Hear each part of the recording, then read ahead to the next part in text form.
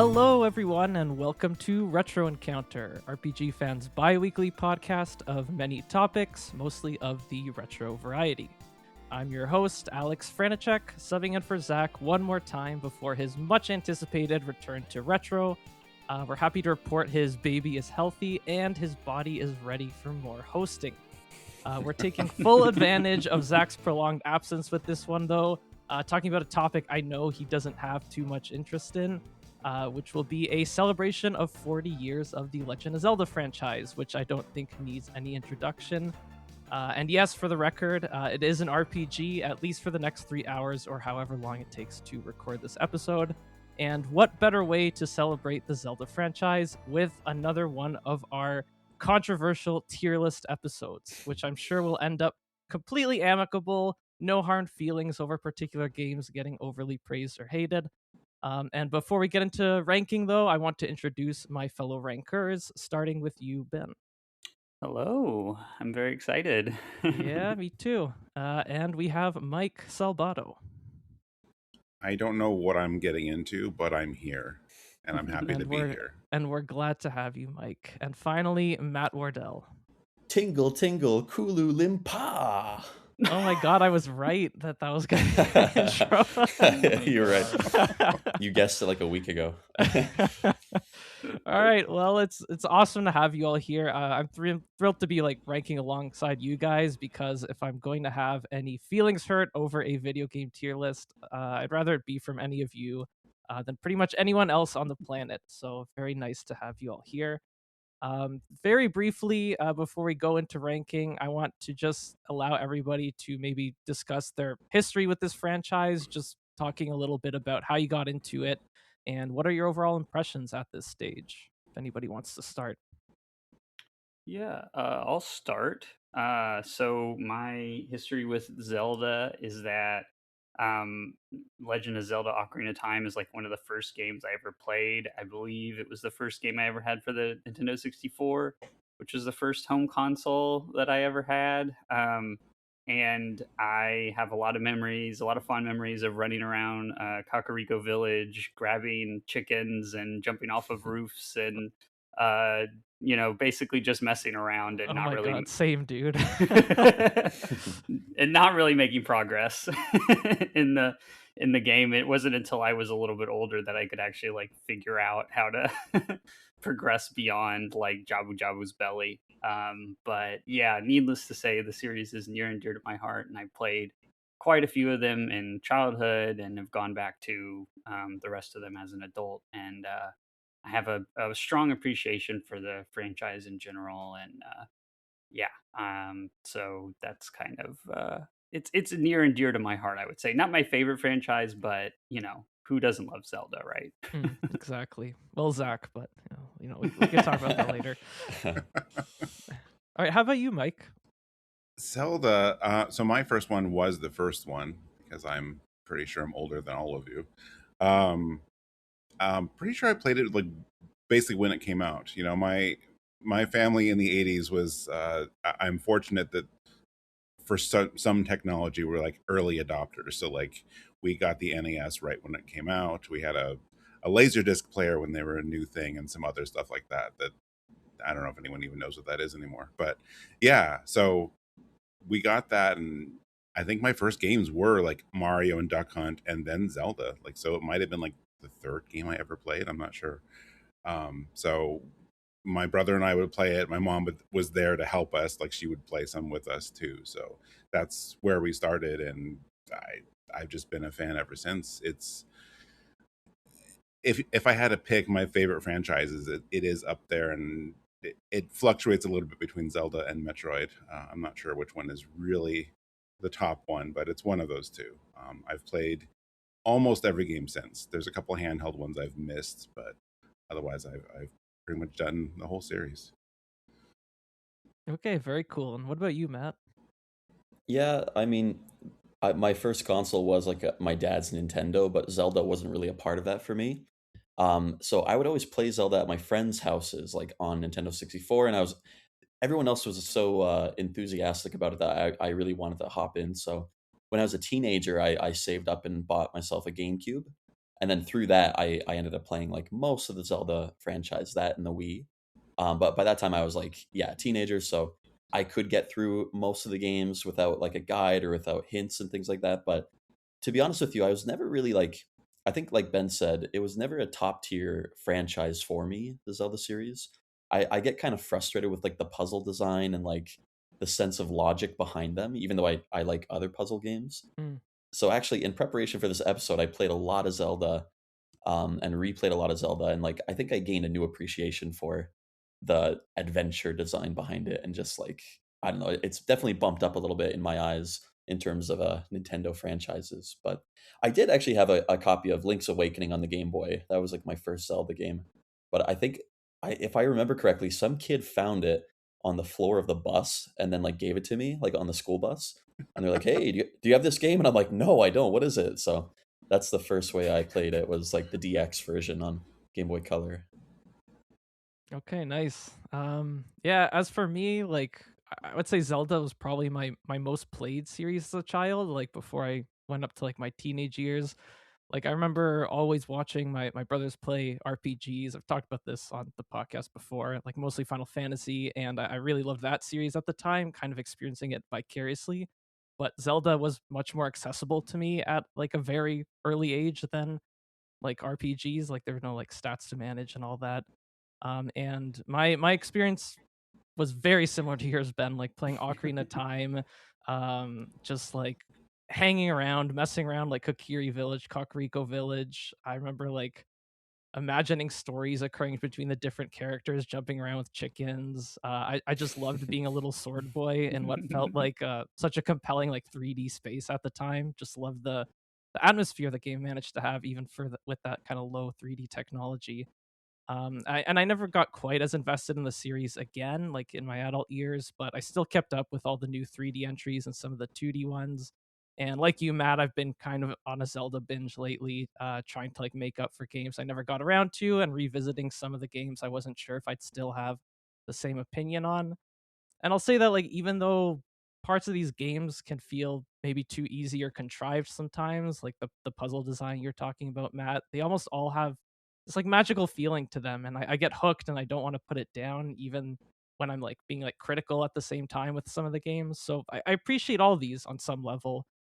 This is just like a series that never lacks in creativity with its design and aesthetics, even if I do prefer some of the entries more than others.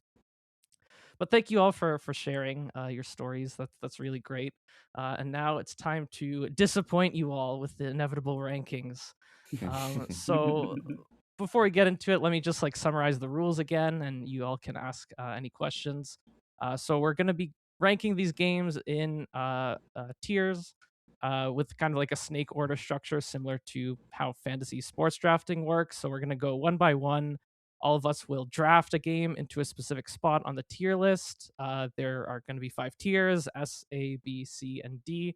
And the value of the tiers, just to clarify, is relative to this series. If we're putting a game in D, we're not calling it a D tier video game in general. We're just saying it's a lesser Zelda game for us compared to the others. So this is just encouraging full use of the scope of the tiers. You don't have to be scared of those lower tiers. Everyone gets one pick in the order we've randomly determined, and then the person who chose last goes again before looping back. That's kind of how the snake order works. And the draft order we decided on was going to be first is Mike, then Matt, then Ben, and then me. And then it'll loop back and forth. So then it'll be me again, then Ben, then Matt, and Mike. Okay. We'll also have a discussion after each person makes a pick, starting with a justification from the person who decided its placement. And also, all of us have one veto to spend at any time in this process. And that means we can move a particular selection up or down one spot on the tier list with the power of the veto. We're also incorporating a new rule to the format this time, which is if all the other panelists disagree with a certain game's placement for the same reason, they can now exercise a group veto. So how that's going to work is just emerging through the discussion. If everybody severely disagrees with either some unjustified praise or unjustified hate, they can use the power of friendship to move the game up or down one spot. So also we cannot draft into a single tier twice in a row. So this matters for what followed your previous draft. So if Mike started off drafting a game in S tier, Matt would not be able to draft in S tier for his pick then. And finally, after all games have been placed on the tier list, we'll debate on the ranking of games within each tier, and that'll kind of just be the final part of the process. Does that make sense to everybody? Are there any questions I can clarify? Can I ask about, or just clarify about, like the versions of games? So, like for example, when we're talking about Link's Awakening, it will be like the Switch version and the Game Boy version kind of coalesce together. Am I right? Yes, Okay. exactly. You don't have to like draft a particular version. Any existing versions of a game can be accounted for in where you place a game. So that can also too, like if we prefer or think that like a newer version of a game, for example, the Switch version of Skyward Sword, where you don't need to use motion controls, if that like elevates a game, then that's fair to put in, correct? Yeah, Like, exactly. to consider. Okay. Or if you prefer like the Wii controls, then you can also use that to justify your placement, for example. So yeah. Wii Motion Gotcha. Plus. Yeah. All right, so in terms of the games, we have 20. It's a little bit complicated with Zelda, what most people would consider mainline in comparison to like, Final Fantasies or Dragon Quest, where it's all numbered. And we needed to hit a number divisible by our full 4 panelists, so we landed on 20 games. So just to clarify, 2 titles that some may consider mainline that didn't make it are the original 4 Swords on Game Boy Advance and Triforce Heroes on 3DS, which we excluded primarily because they require multiple players to, I want to say, like play properly. And that's not necessarily the case for Four Swords Adventures on GameCube. So that's one that we kept in. And we still needed one more game to hit 20 based on that. So we voted on Cadence of Hyrule, the Zelda based iteration on Crypt of the Necrodancer, as the spin off that felt the most appropriate for inclusion. And so, just so all you listeners are clear on the 20 games in consideration here, I'll name them in chronological release order.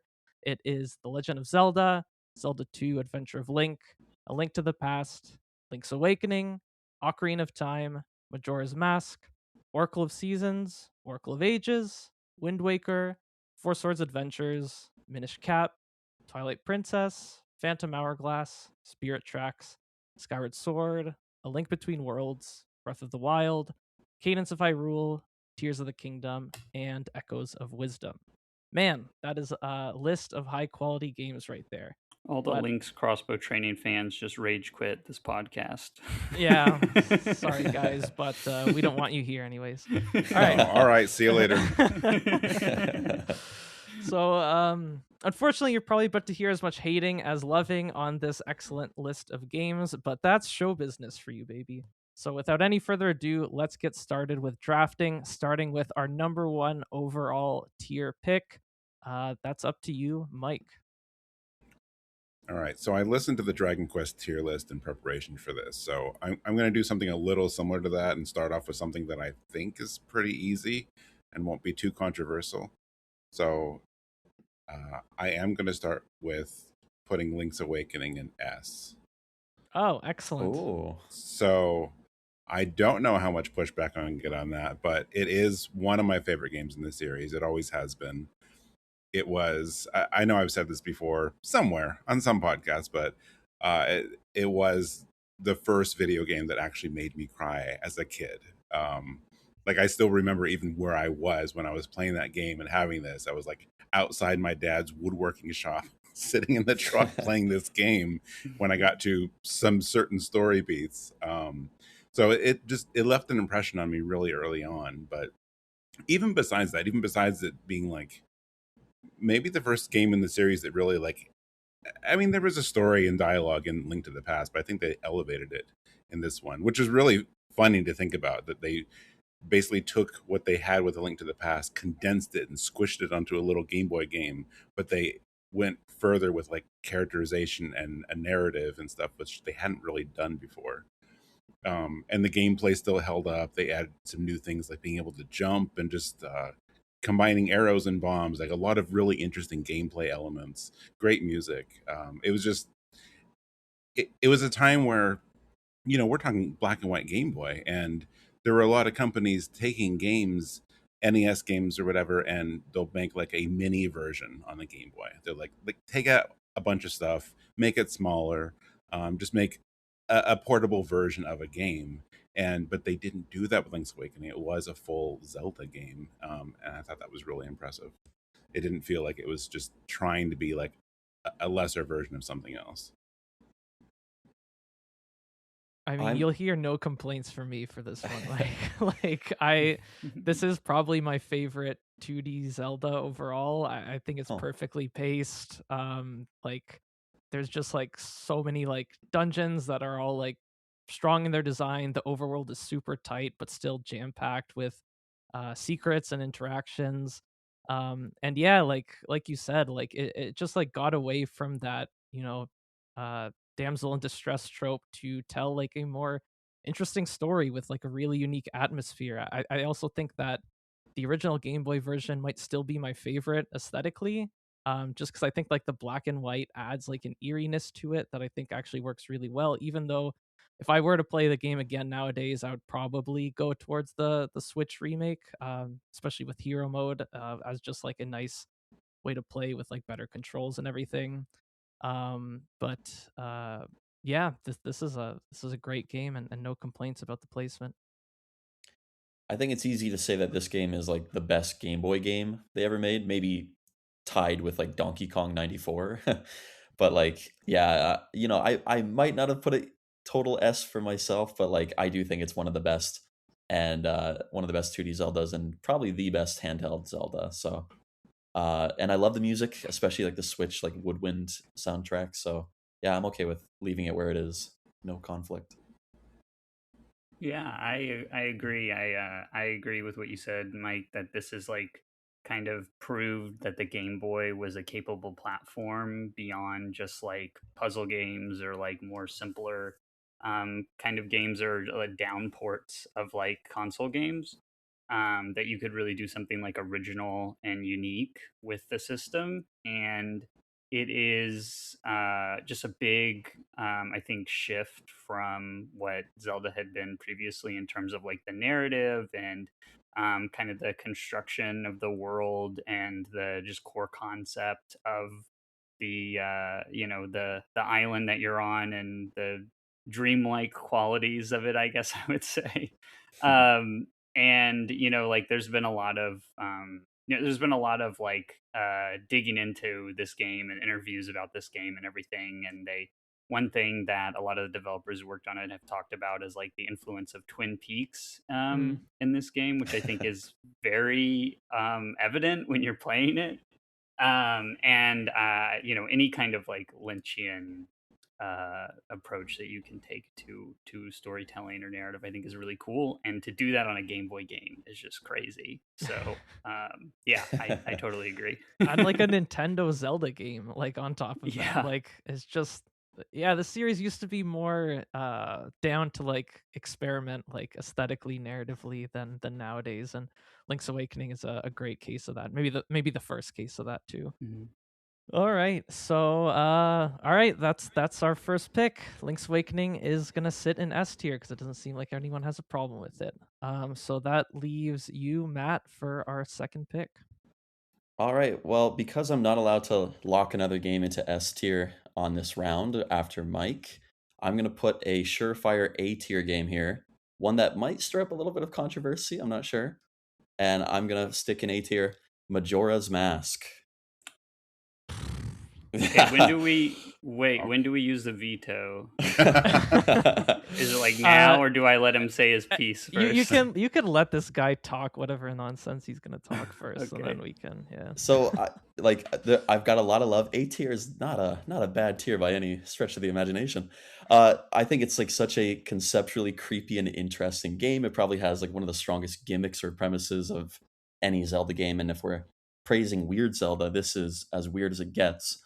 Um, the dungeon designs are great. Like there are 4 big dungeons, but in my opinion, I think like the lead ups to the dungeons were even better.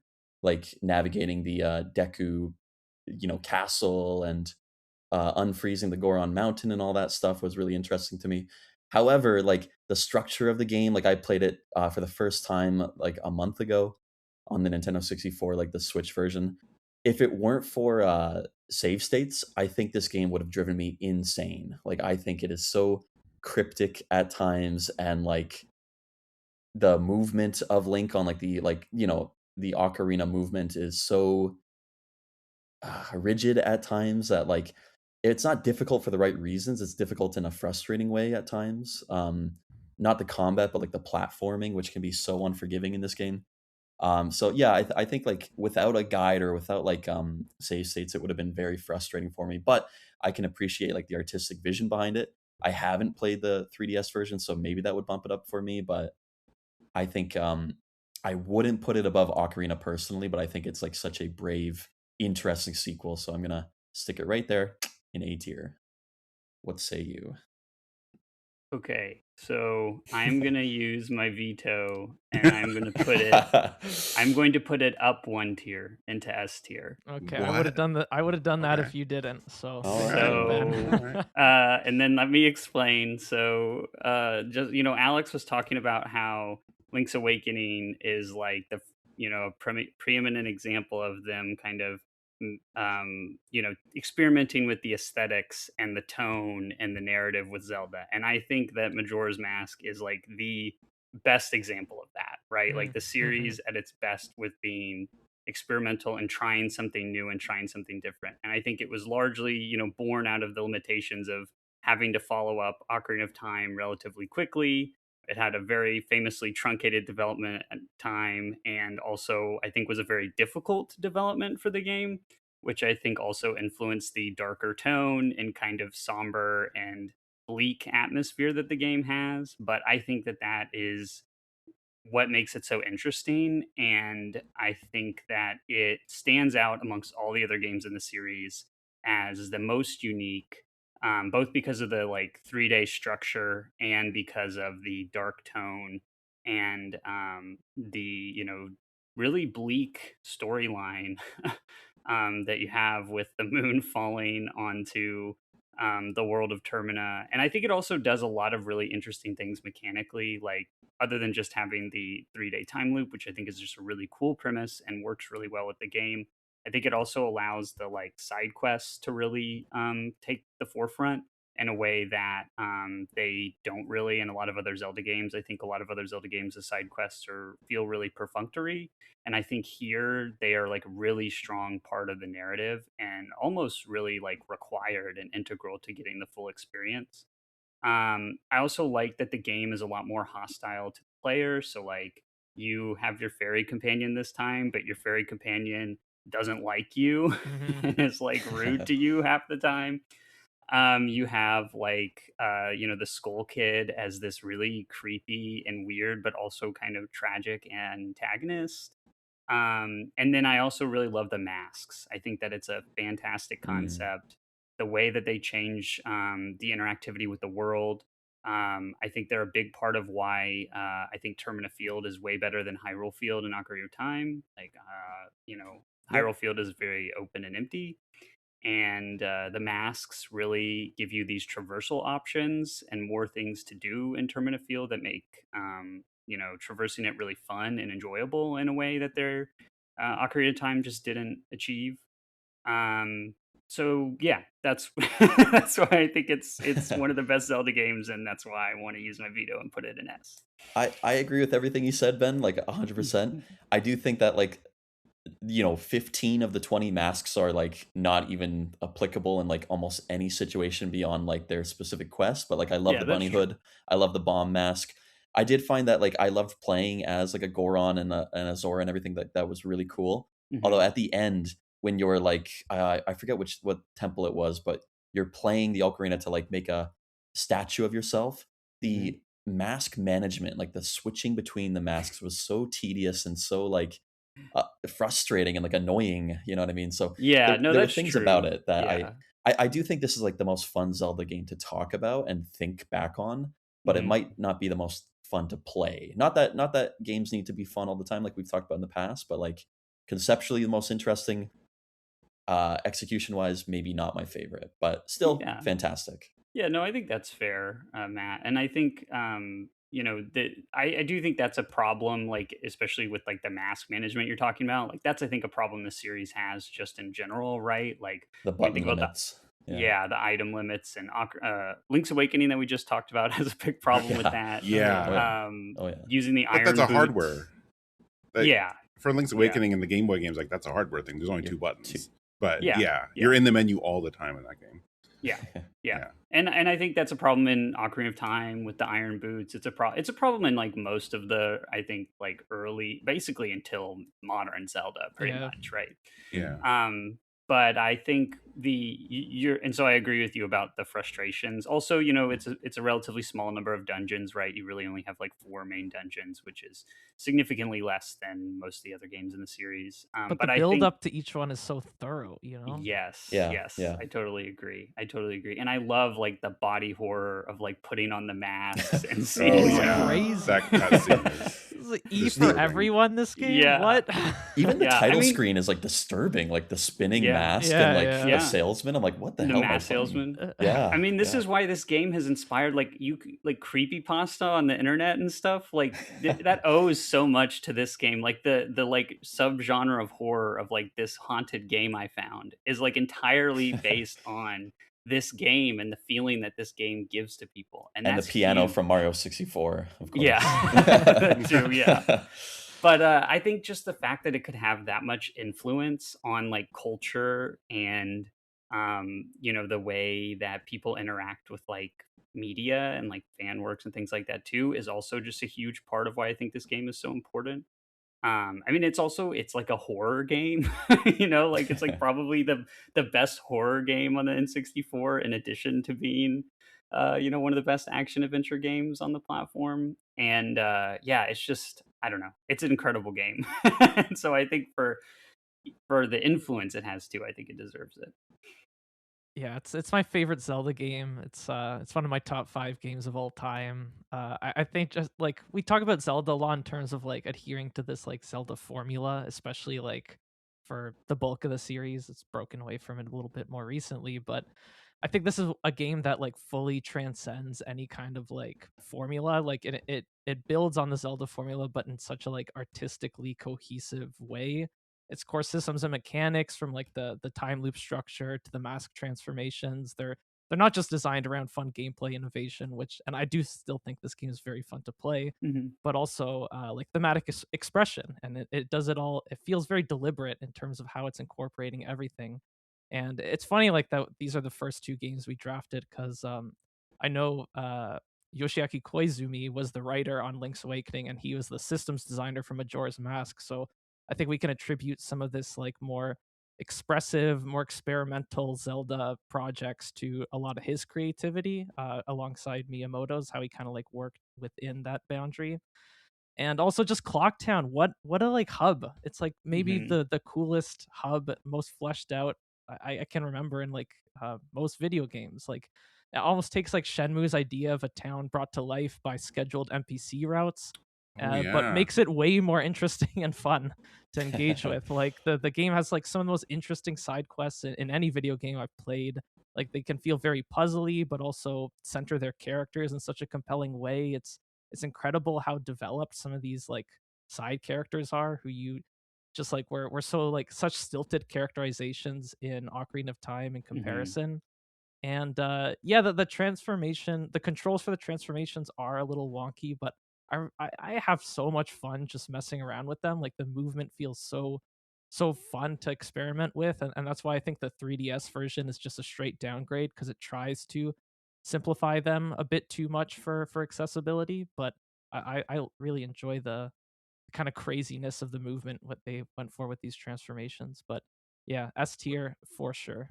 But what did they do to the controls? Because I've only played a little bit of the 3DS one.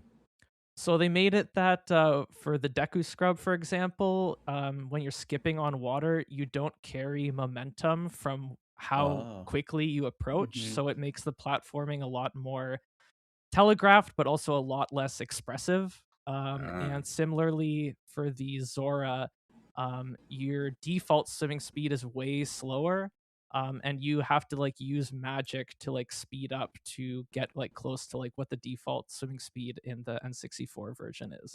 Yeah, So the it's Zora like changes are really bad. really That to bad. me is like the worst aspect of it, because you lose a lot of fluidity of motion underwater because of that change. It sucks. Yeah. It's weird.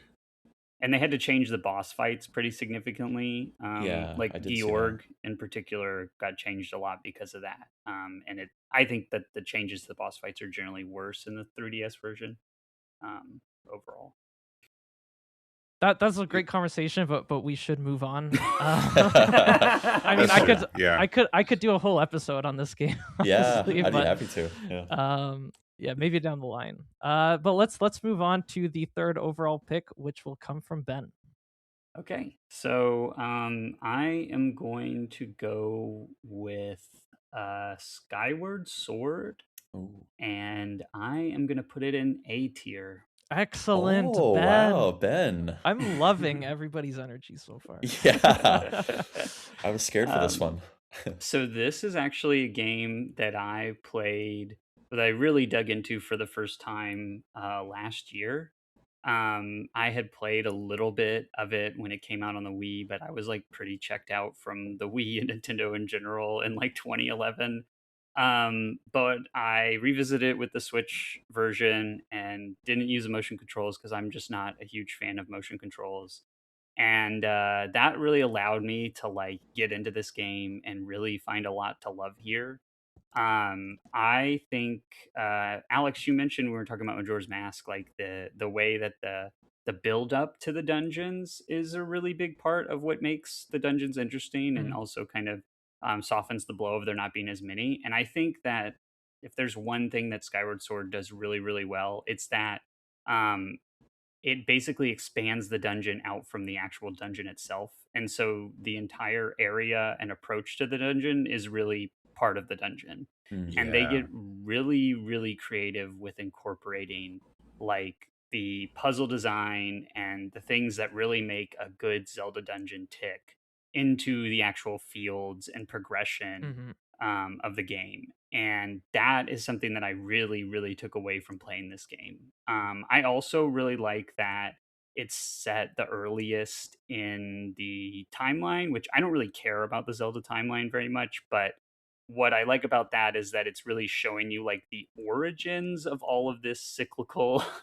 nature of Zelda storytelling, and they use that to tell like a pretty, I think, compelling narrative. It has a lot more focus on narrative than a lot of the other games in the series, and I think generally that works out pretty well. I like Groose; like he's a really Yeah. fun Oh, and man. interesting character. And I like Skyloft, and just like kind of the lore and the setting, I think is really well realized. And those dungeons, man, are Yeah. just so creative. Like Yeah. the Ancient Cistern. Yeah. and Sand the ship, the Yep. ship. Yes. Oh my God. the mining like, facility, even. yes, Yeah. the Lanaroo, right? Mining area. Yeah, they're so creative, and the puzzle design is excellent, and I think they do a really great job of like making you think and making you take in the world in like a new perspective, or really pay attention to your surroundings, but they avoid being like overly frustrating, right? Like careful application and like smart clever application of the tools that they've given you, is really all you need to like progress. And I found myself very rarely like stuck, which I think is a problem as that I had when I was younger playing a lot of these games, getting stuck all the time and having to consult walkthroughs. And I never felt like that with Skyward Sword, but also never felt like anything was too easy or not engaging, right? I found the whole thing engaging.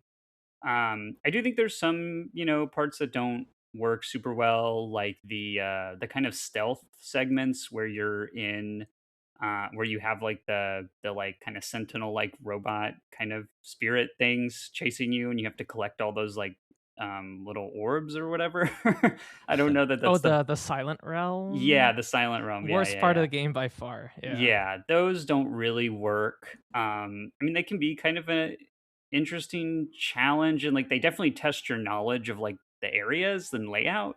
But I think overall, just like trying to put stealth sections in a non-stealth game generally doesn't work out. And I think that's true here Mhm. too. Um, but yeah, I really came away from this game really loving it. And I know it's maybe not one of the favorite games in the franchise, but for me, I think I think I was also after Breath of the Wild and Tears of the Kingdom really craving like that traditional structure for Mhm. Zelda. And so coming back to this game, it was like, oh yeah, this structure like actually still has a lot of life in it. And like maybe they could revisit that in um, some way, and I think it might be kind of refreshing to go back to that again instead of the open world design. Well, yeah, because it's even different from like the previous 3D Zelda games of structure because it doesn't have that like honestly like kind of bland overworld that those Yeah. games did. It Yeah. honestly, its use of game space is more in line with like 2D Zeldas, Mhm. where there's like tons of interactivity everywhere you look. And the motion controls. I played this game both times on Wii, and I like the motion controls a lot. I think it enhances the interactivity of the game for me. Me too. From the puzzles to the combat, I think this is the Mhm. easily the best combat in a 3D Zelda game. Definitely the most engaging. And I also think it's more than any other Zelda. This one was kind of built with hero mode in mind, with the way Mhm. kind of like the potion system works, with the way like your shield durability works. It really like encourages you to prep before you go into one of the zones. And Mhm. if you don't have like hearts, you can just get like that makes the combat even more engaging because like you have to like telegraph all your attacks so carefully.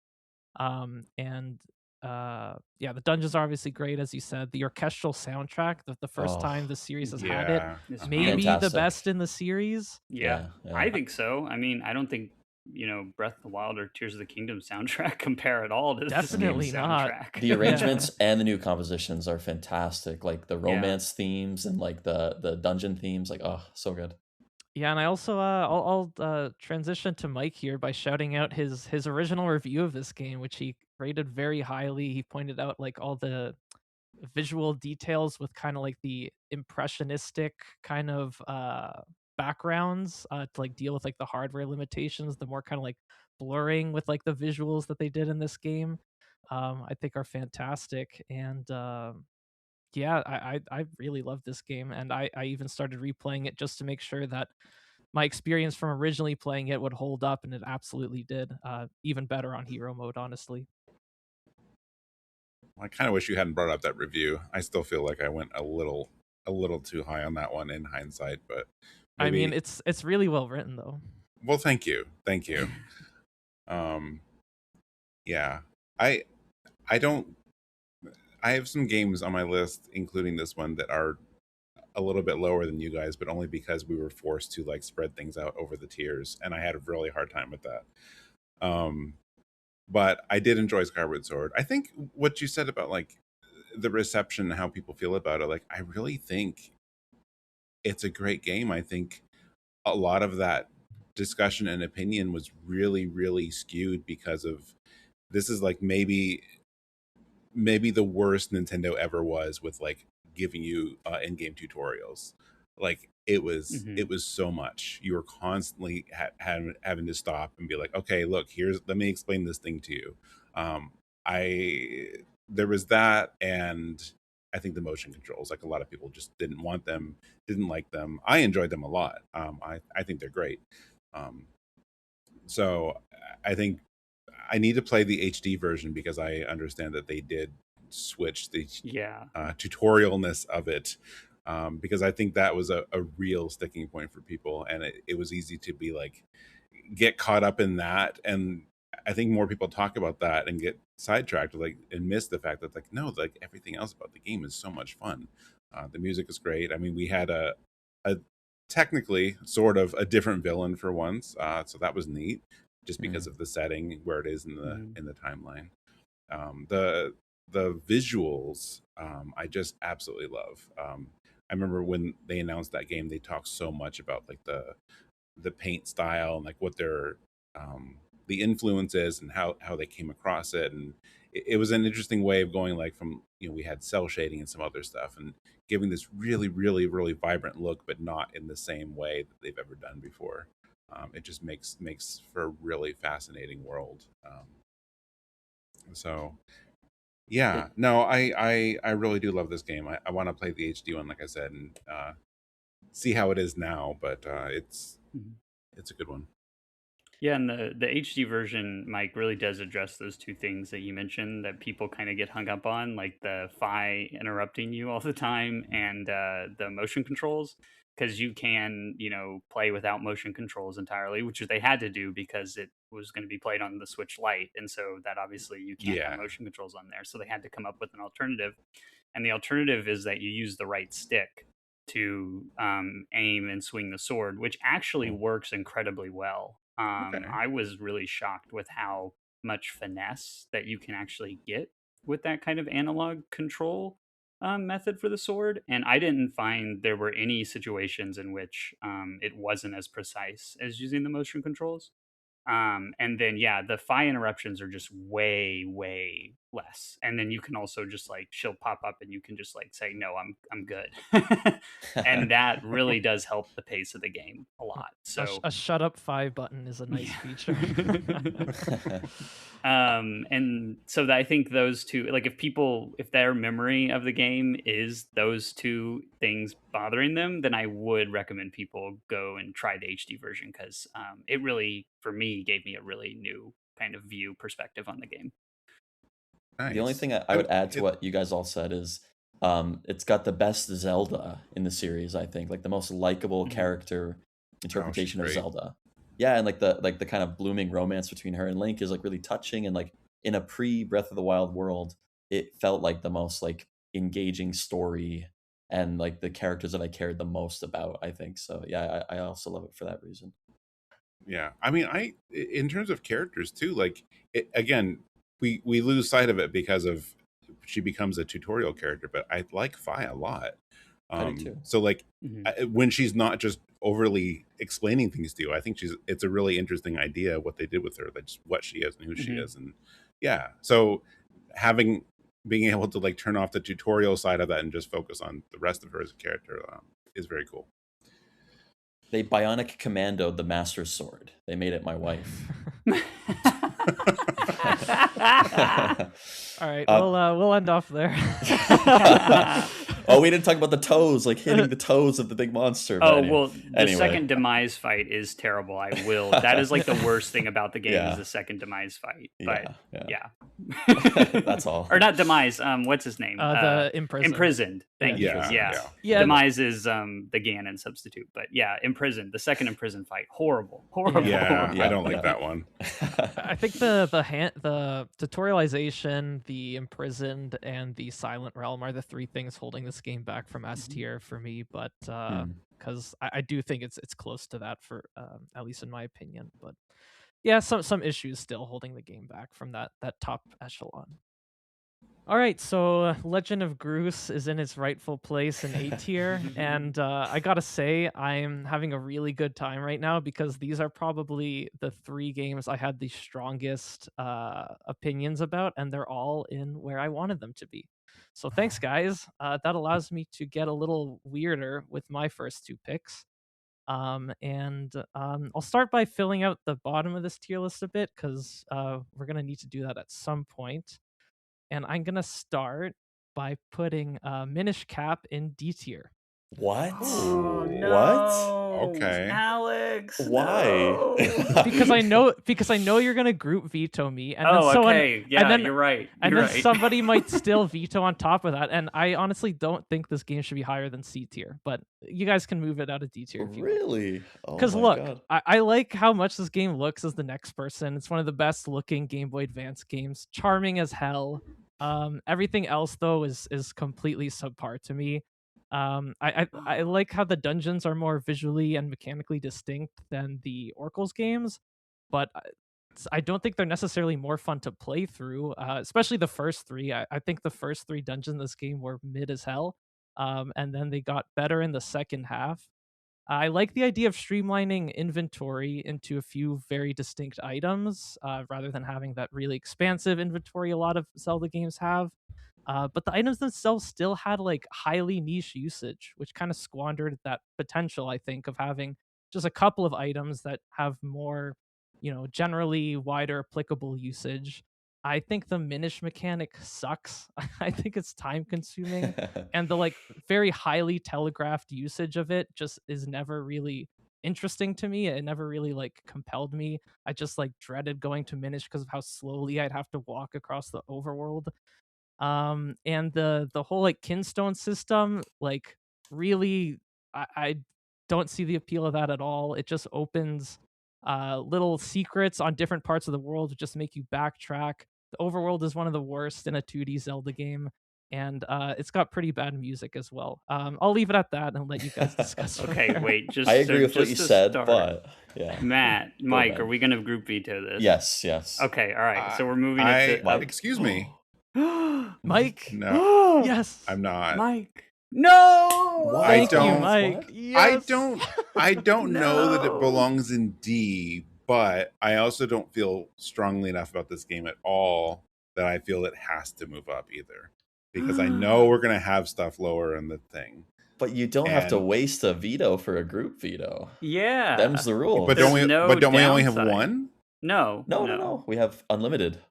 If we all agree But- that it's But wrong. Mike, if you hear these guys out and If- you group veto, even though you don't care about this game, then one of them might veto it into B. And is that really where you want it? Well, I can't veto it into B. So Oh, I didn't that- realize we could do both. You can do Oh. both. Yeah. yeah, Oh. but then that would mean Matt was going to use his veto on that. I don't think he's going to do that. If I don't think he's if gonna you do feel Alex is being antagonistic, Mike, you can do the right thing here. I and think. mediate. Come on, it deserves C. Come on. I mean, I don't know. See, my problem is I don't think most games in the series technically deserve D, but something has to be there. Exactly. Well, I can think of something that Exactly. deserves it more than this game. Let me tell Yes. you. Oh, yeah, I know. But I mean, it's not like there's only one.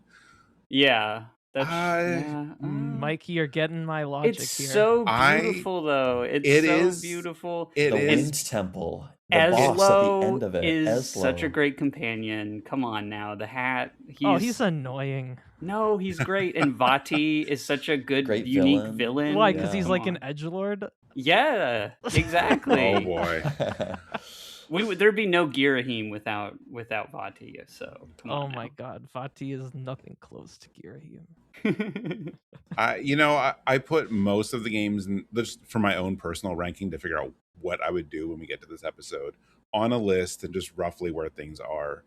I didn't include Minish Cap on that list because I wasn't sure where to put it because I think I liked it at the time, but I think I just found it forgettable because I'm like, I don't even know where I want to rank it.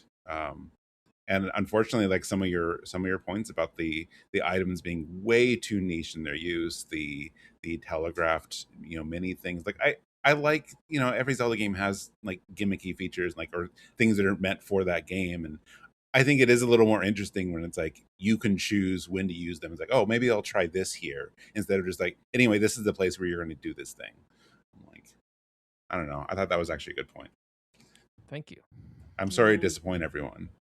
I think the dungeons are like among the best in all of 2D Zeldas, like Mhm. especially the later dungeons, like, and they do Later bring back dungeons are solid. Yeah. all Yeah, of the they're items really come good. back in a meaningful way, like the Mhm. Pegasus boots and the gusts kind of like Mhm. blowing wind Mhm. thing, and like the boss in the wind dungeon is the most ambitious 2D Zelda Mhm. boss I've ever seen in any Zelda game. Like it is so cool, and it's like Breath of the Wild level, scope in a 2D plane. You're hopping on this manta ray thing. Like I was in awe at that boss, and I was like, okay, this game Preach, is like Matt. There yeah, we this go. game is like swinging for the fences. Like Capcom learned from like a bit of the flubs in like the Oracle Yes. games and like Yes. brought it with this game. Like the only downside are I do agree with like what Alex said about like the Kinstone things, and like the soundtrack is underwhelming and the sound effects are lifted from Wind Waker, but like the visual style, the combat is challenging, the puzzles are like interesting Combat's without being challenging? in the final boss, like the final dungeon is like pretty hard. Mhm. And Yeah, okay, but then there's the whole game before that. yeah, I don't need like it's a Zelda game. Like I don't need it to be Dark Souls. Like like the puzzles aren't like I'm never like hitting a wall, and like you guys said earlier, I'm never having to like consult a walkthrough. Like the pacing of it was great for a handheld, Mhm. I thought, and Yeah, and the I just played it for the items first time. The items are so creative. Like I love the Gus. What is it? Is it the Gus bellows? Is what it's called? Or Something like that. I Yeah. thought it yeah, was gonna be so cool when I got it, and then like never really end up using it again. it's cool. It's It's cool. cool, but if you don't use it, how And cool the- is it really? The You can, but claws, the you can digging claws, use it to like and- launch yourself across chasms. You can use it to Yeah. like shoot enemies at each other. You can use it to like power a boat. Like yeah, that's propel versatile. yourself on the water. Yeah. Yeah. It's Takes they too come up with a long to lot of charge. uses for it. The Pegasus Takes boots, too like long to charge. It I does. just It think does. they have really creative items. I liked the Minish part, like becoming small and like seeing the world from a different perspective. And I love Eslo. I think he's great. The Hyrule So Castle town was really charming in the center of the world yes, too. yes, Like yes. it felt so vibrant and like I also like the yeah. movement for this in the 2D games, like the fact you can roll and everything. Like I think it Yeah. feels really good to control Yeah, Link that's true. compared to other 2D games in the series. Yeah. I still found like the movement felt so slow, and the overworld sucked so much that like I got more Mm. bored during this game than I did during like most other Zeldas. I think is the big problem. Even though See, it has like these moments that you guys described that were genuinely cool, they were just too few and far between for me. All right, Yeah, I don't- I'm looking at a video of the manta ray fight as a reminder, and I forgot that this is really cool. yeah. Yes, Come Mike. on, Really, Mike. Yes, that Mike. is Come really on. it is really creative. It's It's at one least C tier moment. cool. See, I also think this is the best flagship game. Like, and I think if we have to then rank ages and seasons, and like to me, this is the strongest one that they worked on. Mm. So like, how Good we're gonna rank points. the other Oh, ones below Okay, it? okay. I mean, Good I don't points. agree with that. What? All right. I changed my mind. Yes.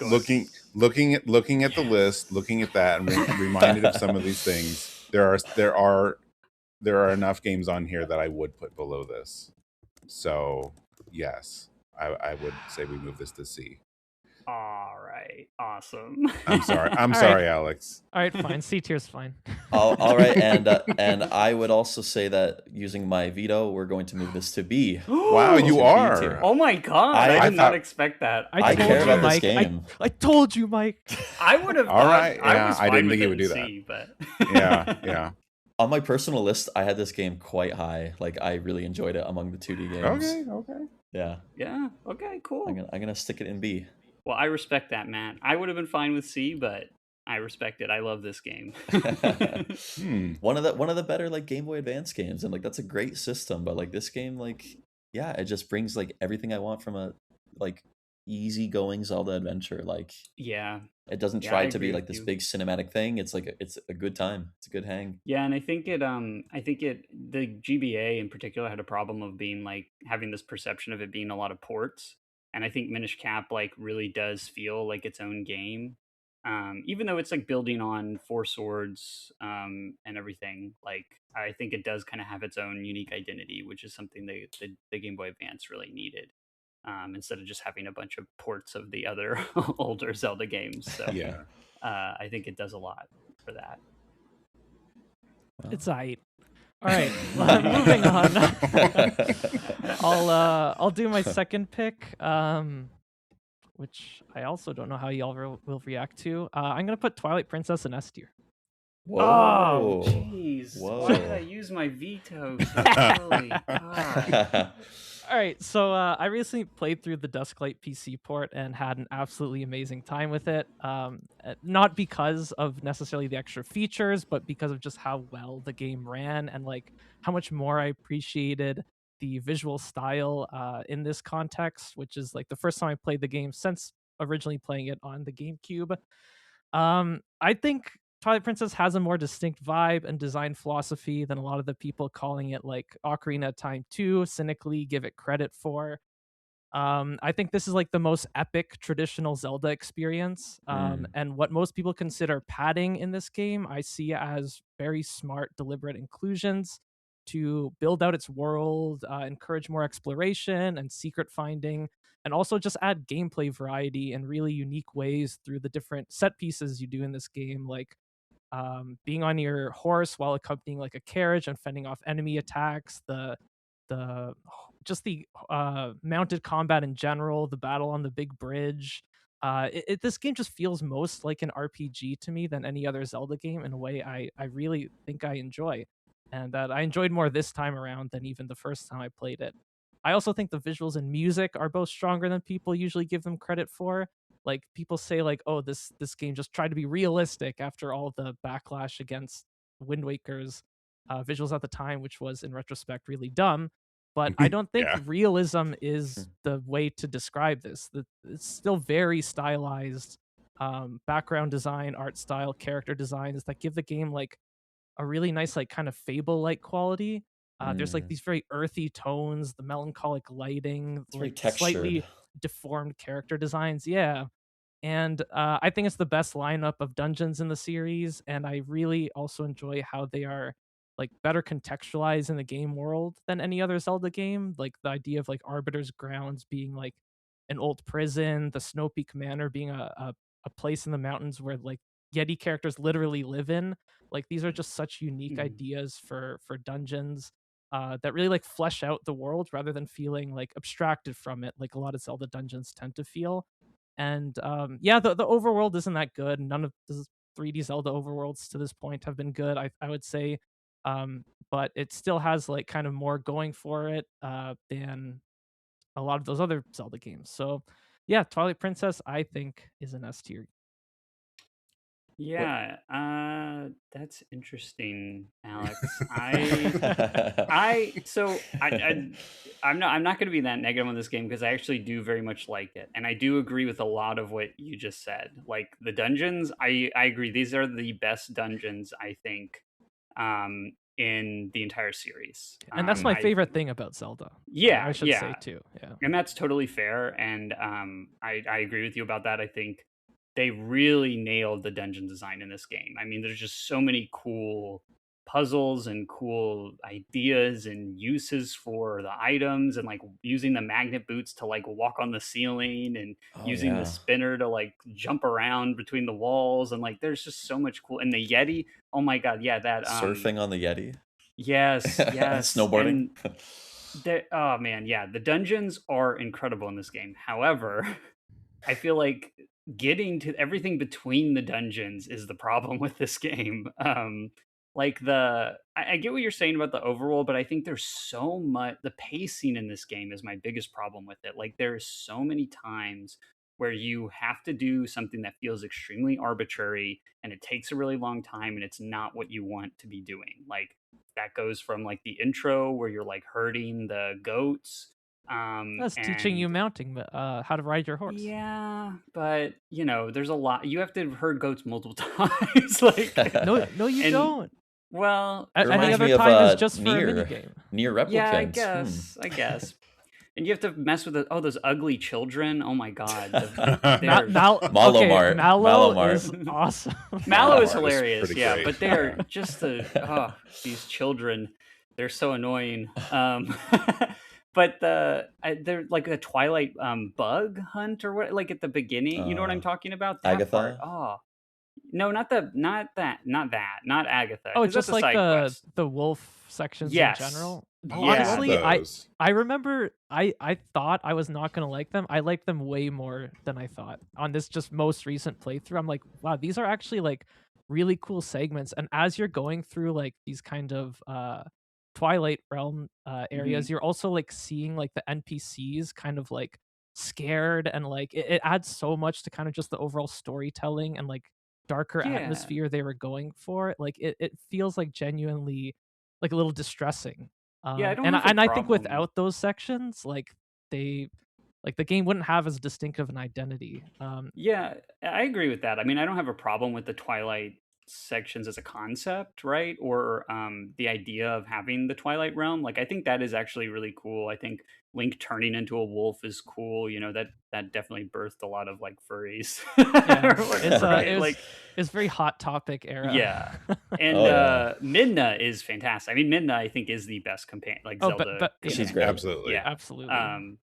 But I don't like what you actually do in a lot of the Twilight sections. I think is more the game design of them, not really the concept or the aesthetic or the atmosphere. Oh, but like is going more through my issue. the Twilight section of Kakariko Village, and you have to like find as Wolf Link these like side entrances into the different buildings to like hunt for the bugs. I thought Yeah, that that's was neat. really That's well cool. designed. Or Yeah. where you're in the castle early on and you're like jumping between the roofs and all that. Like that part's cool too. Like Yeah. the set piece design I think is cool, but there is a lot of pace breaking I think in this game where they make you do something that feels really arbitrary. And I think also like traversing the world, like there's a lot of areas where you have to do these like really pace breaking sections, like flying through the canyon multiple times to get back and forth between areas that just feels like really like it's cool the first time you do it, but then you have to do it multiple times. It's just not. I don't know. I think they kind of wear out their welcome, some of those aspects of the game over its runtime, and it's very long. I mean, I feel like this is maybe the longest non-open world Zelda game, and Yeah. I feel like they could have cut. It could have been edited a little bit. But I would put it in A, so I'm not that upset that it's an okay. S.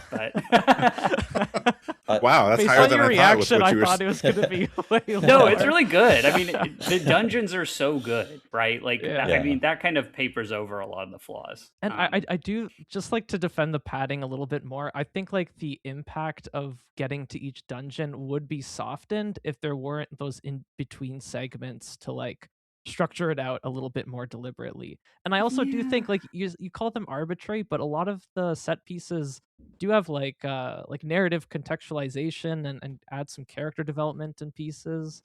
So I wouldn't like discount them that much. Even though some of them I do think could be better. I agree with that. It has my favorite finale in like almost any Zelda game, I think. Like it's so much fan wish fulfillment of like you can fight every form of Ganon, like the pig Ganon, human Ganon on horseback with like Zelda firing off light arrows, and then like the one-on-one so duel. good. Like it's so cinematic, and like I do think it's like the fulfillment of a lot of like the series promises from like a cinematic standpoint of like this is the Zelda that you might have pictured in your head when you played Ocarina of Time, or you know, I think a lot of people like it for that reason. Although I can see like a lot of contemporary games influence in it. Like I feel like the wolf sections would hit harder if Okami hadn't come out the exact same year, like before Twilight Princess. And also like there are a lot of bosses that I feel like they changed to fit the vibe and like visual style of Shadow of the Colossus, which came out the year before. Like I know development's a long thing, but it's like they're like the water temple boss, the big snake thing that you're hanging off of underwater was so Shadow of the Colossus coded. Like not to mention like the visual style. Like I feel like other games were doing what Twilight Princess does well better, like just before it came out. So like the timing was a bit unfortunate, and like you know, as a cross GameCube and Wii title, like it was a bit weird, like the staggered release there. But yeah, no, I would have put it in A tier too. I think the dungeons are fantastic as well and like unique among the series. Like I was a big fan. Like I played this with all my friends. Like we were all playing and talking about it in middle school, and like I really really enjoyed it. So yeah. Yeah, Matt, that's a good point too. The bringing up the Wii version. I think if this game was only on the Wii and it was defined by all the waggle and stuff that you have to do, I would think this game is like B or C. Yeah, that would be so much worse. I played the GameCube version. Yeah, and I the really GameCube version, and then the Wii. I think the Wii U HD version is actually also very good. Yeah. And that kind of saves this game because my impression from the Wii version would be much worse because the motion control implementation is just really bad. Agreed. Yeah. The Wii U version is also the only reason we got a soundtrack release for this game finally, so I have a lot of respect for that too. I am glad you did this, Alex, because that's exactly where I ranked Twilight Princess. Oh, excellent. Oh wow. Yeah, I mean, one of the first things you said was, people's reactions to like, oh, kind of like not derisively calling it, but like it's like, oh, it's like Ocarina of Time 2, which like is also how I see it, but like I see that as a good thing. I feel like it took a lot of what Ocarina of Time did, but just it's a bigger world. I don't know that I dislike the overworld, like especially if we're comparing those two directly. There's hardly anything to do in Hyrule Field and Ocarina of Time. The field in this goes all around the castle, and like there are a lot of things to find in a lot of little corners. So I thought it was interesting. Maybe it's not the most compelling overworld in all of RPGs, but I like that they really put effort into like putting things there, and like, and how some of the areas will have like the um it's not bokoblins, whatever they are riding, and like you have to like approach each area a little bit differently depending on the enemies that are there. The set pieces are a great thing. The bug hunt, like you said, like I think that was fun, and that's also one of my favorite set piece little moments in the game too. Is like when you do the last one, because at that point I think there's four, right? Is there three or four of I those think, sequences? yeah, I 3. think, Yeah. yeah. Yeah. So like by the time you do the third one, you're like, okay, well I know what this is. You know, you do this, you get all the bugs, whatever, and then I did not expect there to be this like bug boss fight Yeah. on the Yeah, water that is there. cool. I'm like, that was like a nice little surprise. Um, It's a very yeah. maximalist game, I would say, Yeah. like the most maximalist Zelda game, Well, where they, well, not okay. We will have more, but like of the traditional design, right? Like yeah. they Yeah. really crammed it full of a lot of stuff. Yeah, And Well, it's Yeah. so actually, epic. Yeah. that's a good. I'm glad you mentioned that, because that pretty much exactly sums up the idea that you can get a second claw shot. We're like, you know what's better than one of Yeah. these is two of these, and you know what though, I agree, because it let them do It some is cool. really interesting like traversal mechanics by having two of them. And you know, the Mhm. hook shot has always been one of my favorite items in Zelda anyway. So Yeah. I was like, Yeah. wow, a second one. All right, why not? Even if Jumping I'm in behind the this, dark night. Yeah. yeah. I mean, even if it's in the area with the creepy little birds. Oh, I love The the Uko Uku. sort of Yeah. Uko. Yeah, I like them too. Oh yeah. With like little nipples and stuff. I'm like, what are you like? Yeah. Ew. Um, Disturbing.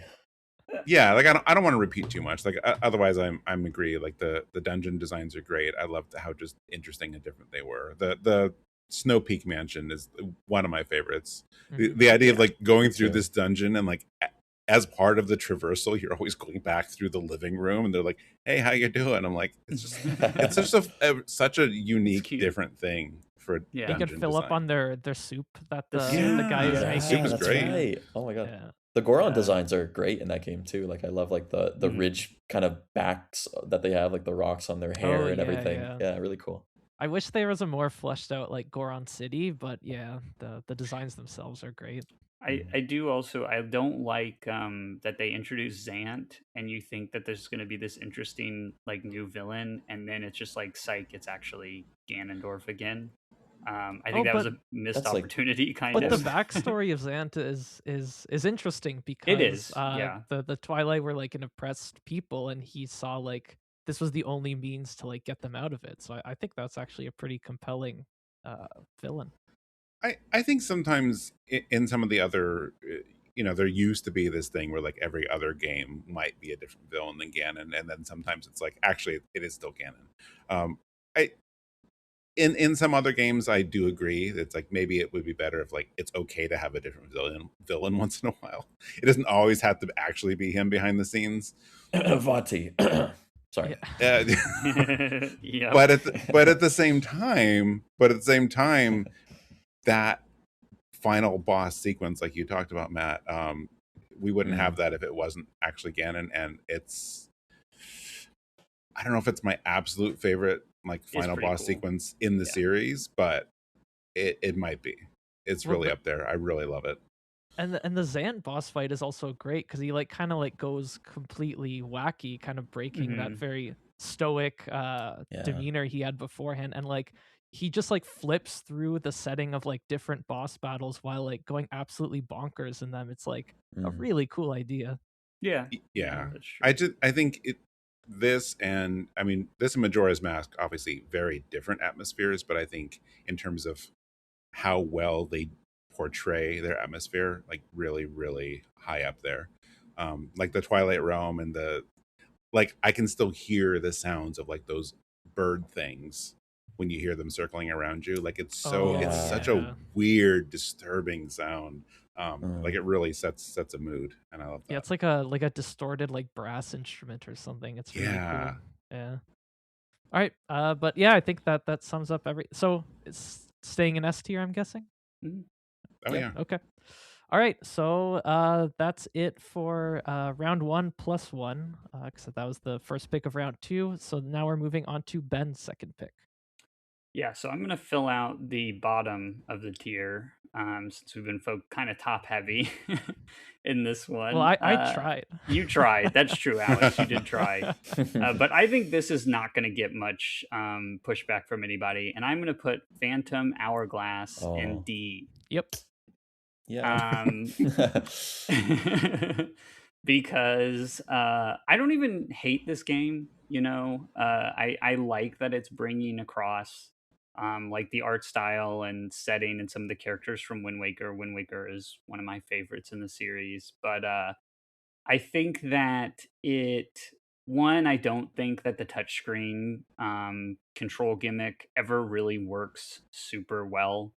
I think the sequel does a little bit of a better job with that, but I think here it's just a little bit rough, and I feel like you're never playing this game and thinking, "Oh, this is so much like there's so many things I can do with this because it's not traditional controls, right?" Like every time I play this game, I'm like, I wish I could just control Link with the buttons and Mm.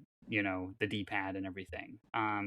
And I think there are like some interesting uses with the items with the touchscreen, but I don't think that it ever really justifies changing Link's movement and actions to all touchscreen based inputs.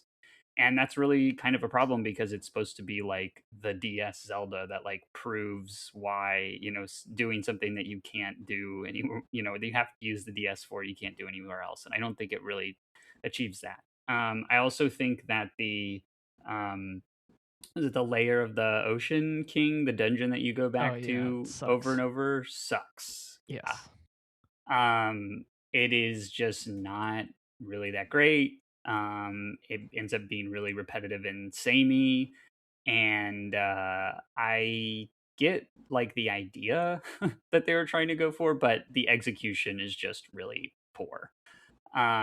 So yeah, that's kind of sums up I think my feelings on that. I don't know how you guys feel, but I imagine maybe we're all in agreement I on this one. It Yeah, was really I popular when I was a kid, but like the coolest thing about it was drawing on the map and Yep. like the boomerang maybe. But Mm-hmm. like the combat was really easy because you're just like scratching the crap out of your DS Yeah. screen and like Yeah. it wasn't challenging. It was just kind of like, yeah, like this is like Wind Waker but lesser. Yeah.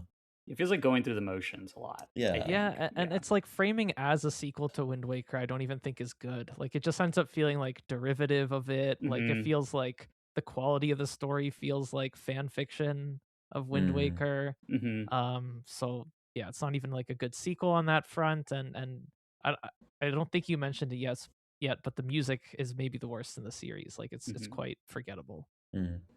Mm-hmm. it is it's unfortunate because like so many things that were put on the DS were like we just need to find some reason that this is a touchscreen component. Yeah.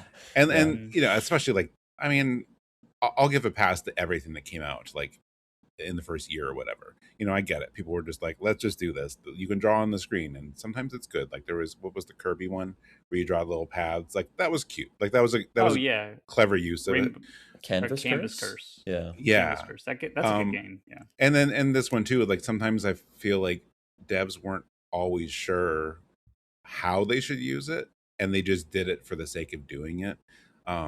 I think if they didn't have all the controls and everything tied to the touchscreen, maybe we'd feel differently about this one. Because you know, the idea of using it for the map and you know leaving notes and stuff for whatever you do, and some of the items I think would have worked, but I think they leaned in too much. Like I've played this one, I haven't actually finished it, and I think that's part of the reason why I'm just like I Mm. just was not really feeling it.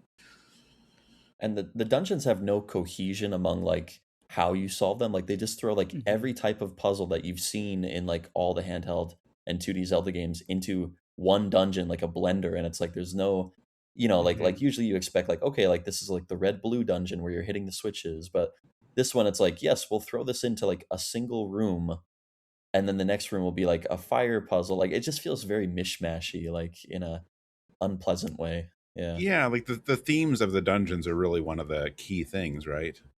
Yeah. Yeah. Mm-hmm.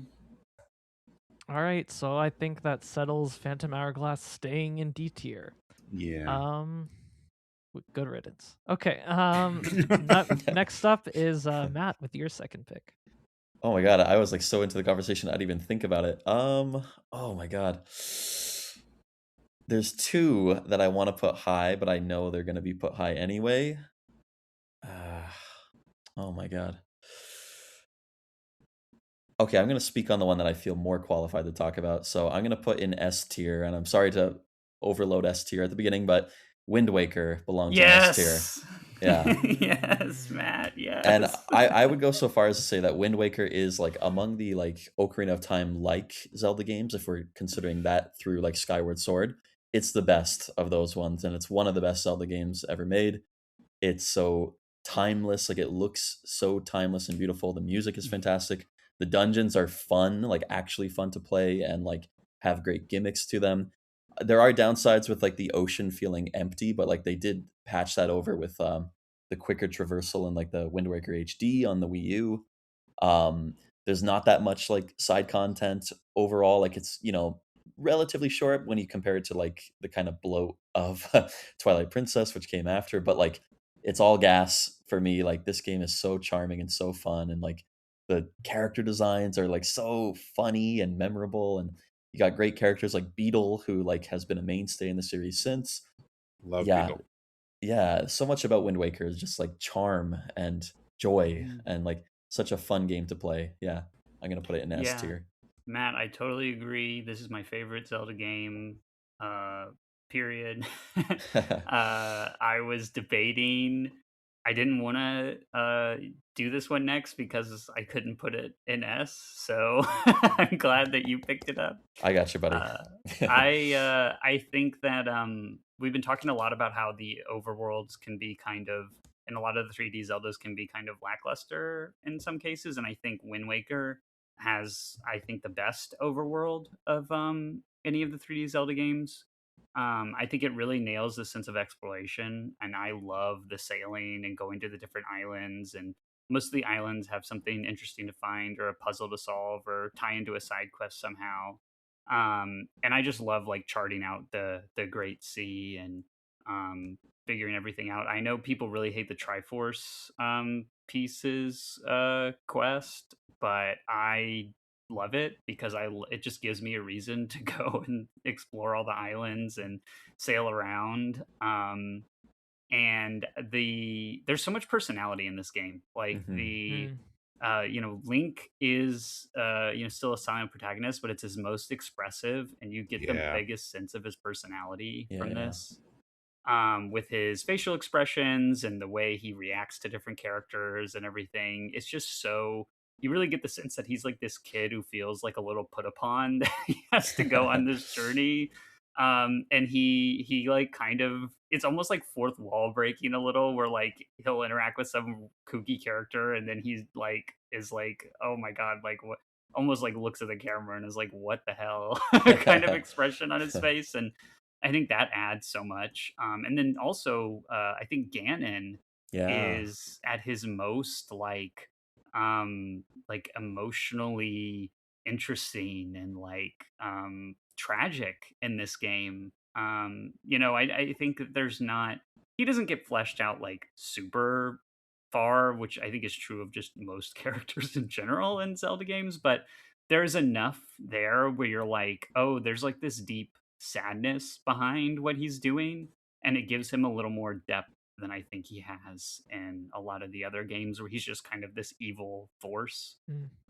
You get the sense that he was like a person at one time. Yeah. Great, Great final boss as well. Like yes, one of the better yes, ones. Yeah. yes, absolutely. And I love Tetra. I do Mhm. hate what happens to Tetra in this Yeah, game. it's such a shame, man.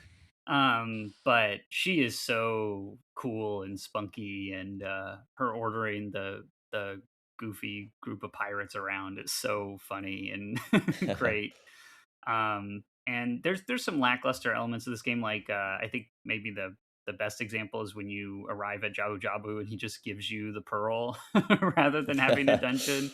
You can tell things were kind of cut during development, but I think what is here is really good and fun. I really like all of the dungeons, and it also like I even like the one where you have what's it, the Korok Makar, right? Yeah. And you have to kind of bring him around with you. I think that's really fun. Um, and the soundtrack. Oh my god! I mean, I think this is the best, maybe the best Zelda soundtrack. The ocean Um, theme and like Dragon Roost yes, Islands, like so many yes, great themes. Yeah. yes. It has such a unique audio presentation that really helps it stand out amongst the other games. And of course, the cell shaded visuals are fantastic and have aged really well. I realize that it takes a lot of visual, like, inspiration from like Crayon Shin-chan when I think about it. I'm like, Yeah. like the character designs are so chunky and like Mhm. big headed, and like the snot bubble kid and everything Oh, is yeah. like Bochan, like, Yeah. yeah, The like, bright primary colors and the kind of difference between the kids and then the adults, and like how the adults all seem like yeah. really weird Yes, compared yes, to yes. the kids, and the kids are the only ones that are like somewhat rational. Yeah, it's got a great sense of humor, the whole game. Like one of the Yeah. funnier Zelda games too. Yeah. And Yeah. grandma, love grandma. Oh, so cute. Grandma's great. Yeah, Yeah. I don't have any complaints here. I think Wind Waker's great. I didn't recall really disliking the Triforce hunt either in the original. Like it's a little tedious, but if you can play the HD one, I don't know why it's still not on Switch, but I think it's good that they at least address that a little bit, because otherwise I don't have anything else to complain about with this game. The setting's great. The first time I went like under the water and saw the castle, I was like beside myself. I thought that was just a really, really cool moment. Although I do agree, it would have been cool if like Tetra was just Tetra. I think they were kind of doing like hey, let's do what we did in Ocarina of Time again and surprise you with who this character really is. Like, and it's the same character. Yeah. But that's okay. That's okay. I mean, one thing no one else really touched on, and I think this is maybe not the most important thing, but the combat in Wind Yeah. Waker, I Oh, absolutely yes. love the way it Yes. interacts with the music, the way there's that little pause every time you hit your sword. Like there's a very specific feel to it, and like that's been in other games. Like you see that influence now in Skyward Sword and the newer Zelda games too. So like I think that was an important thing they did. But the way it feels, and like how you could do like a roll and then the jump attack, depending on what you did, like the combat feels so good. It's really, really, it's a really cool evolution of what they had before. Yeah. And Big it's- improvement. Sorry. Oh, I was just gonna say it's very dynamic too. Like you can pick up the weapons enemies have dropped, and Yeah. like use them against them Yeah, and stuff like that's that, right. or cut off pieces of their armor and things like Mm. that. It's like really cool. Yeah. Yeah, and it also plays into the visuals, the cartoony style, and all that. Like the leaping over their head and like spinning around and then hitting them from the back, like wouldn't work in like the more realistic proportions. It works because it looks like a cartoon, and I think that's really important. Like it's people. I mean, people have come around to Wind Waker, but definitely at the time it was like, what is this? We were used to that Space World demo. We want it to look edgy. And I know people have come around to it, but it's also like I think it's really important that it's not just a skin on the game.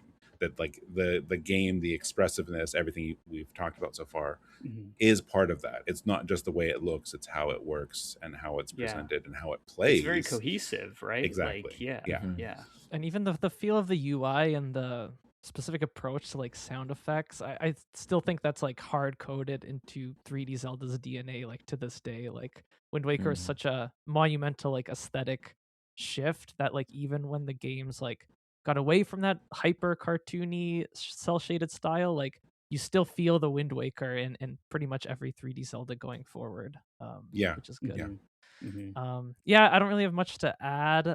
This was like a monumental release in my childhood, so I was like flip-flopping on whether I'd put this in S or A, just because like I guess a reason for putting it to A would be like some of the TDM around the Great Sea, even though I generally do really like exploring islands, and also just the low amount of dungeons for me is a bit of a knock compared to the other 3D Zeldas. Even though like they're solid, I don't think they kind of reach the heights that the other 3D Zeldas reach. But it's just charming as hell, and I'm not gonna move it down a tier.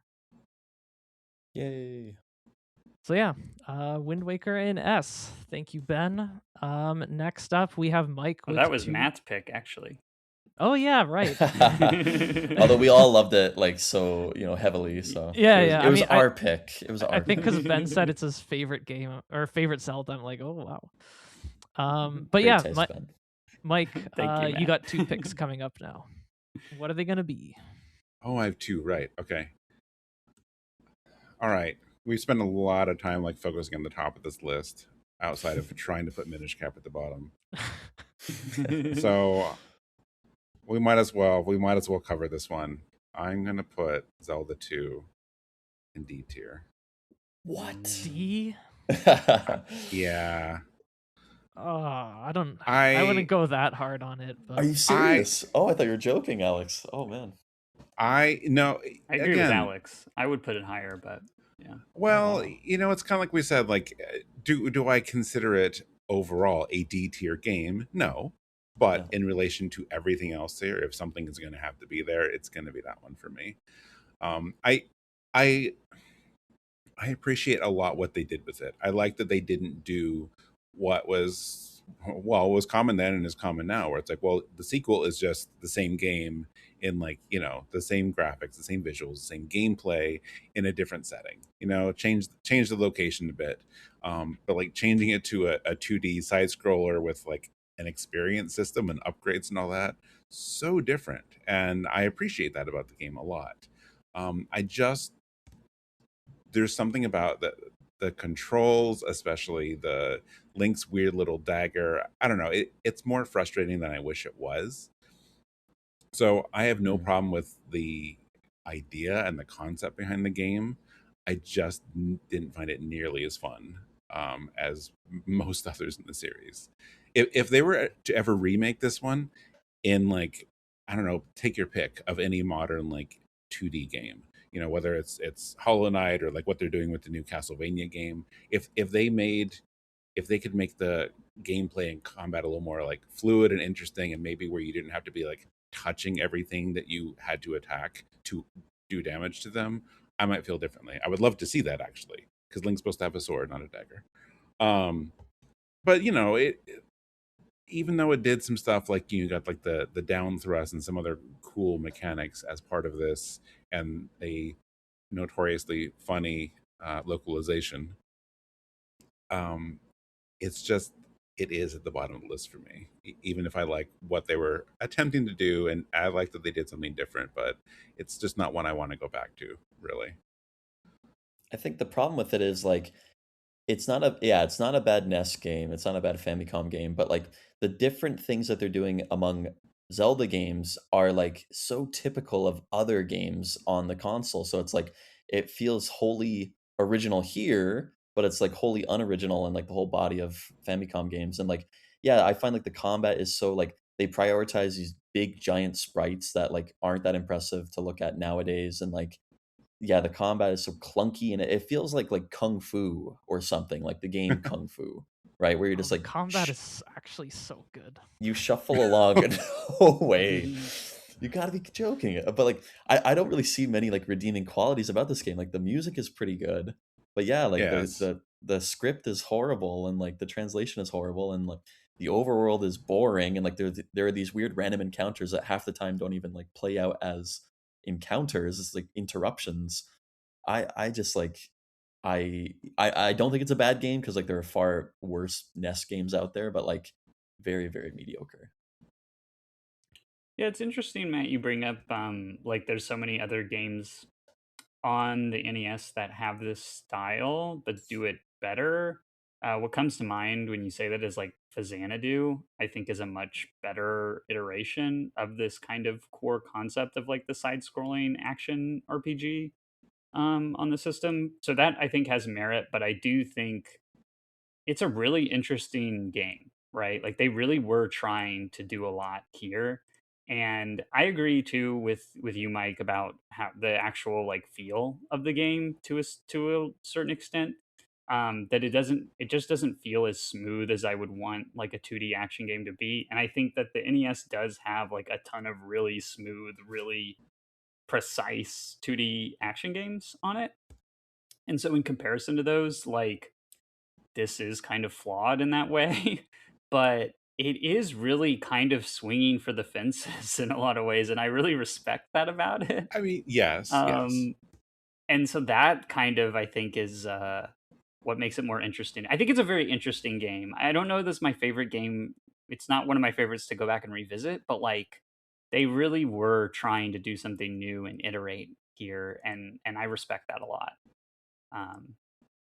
Even if it doesn't nail it. I know that on the console, it's like Nintendo felt like, and a lot of devs felt a need to like wholly remake games with number 2s to like justify like, you know, parents buying like why do you need a Zelda 2? You already have a Zelda, you know, like I think that's the reason why they had to make it so different, but like yeah, downgrade to me. But like for example, like the final boss, you look at the final boss and it's like almost shot for shot the final boss from Ninja Gaiden, which is a great action game on the Famicom. Oh, that's right. Yeah, right? No, that's a good point, Matt. I mean, you're just bringing up Ninja Gaiden. It's like I'd rather play Ninja Gaiden right, than this. Right. Or I'd rather play Zelda 2. Zelda 2 is great. Ninja Gaiden. No I'm way. a big fan of classic Castlevania, so the way Zelda 2 kind of taps into that really just works play for Castlevania. me. Yeah, just but play like Castlevania. you could play Castlevania 3. I don't know. I feel I like know, and Castlevania Zelda 3 is a better game, but Zelda 2's like it's got like a unique kind of structure. Like it's RPG. Castlevania 2. Yeah, but it's a little too Simon's Quest, you know? Like, like but it's way more playable than Simon's Quest. Yeah, it is way better than Simon's Quest. And the melee combat here is like intense, like fighting the what do you call them? Like the knights in the armor. The Dark Nuts. The Dark Nuts. Yeah. Like it's intense. Like the way you have to like swap between like high and low attacks, the way you can incorporate like jump attacks and like the downward spike. Like I didn't used to like this game at all because I sucked at it, but I tried it again a couple months ago, and I kind of dug like how intense like the combat felt. Like it got my heart pumping in like a way that you know, not a lot of games manage, in a way that like didn't just feel purely like NES difficulty bullcrap. It felt like something I could master and get better at, and I did, and like it was rewarding. But overall, like I don't love this game. I wouldn't put it any higher than C tier personally, but it would be C tier for me. Yeah, I agree, Alex. I would put it C tier, but it's fine. It's fine. I'm not that passionate about Zelda 2. Sorry, Zach. But yeah, I think that that's fair enough. D tier for Zelda 2. And so what's your next pick going to be, Mike?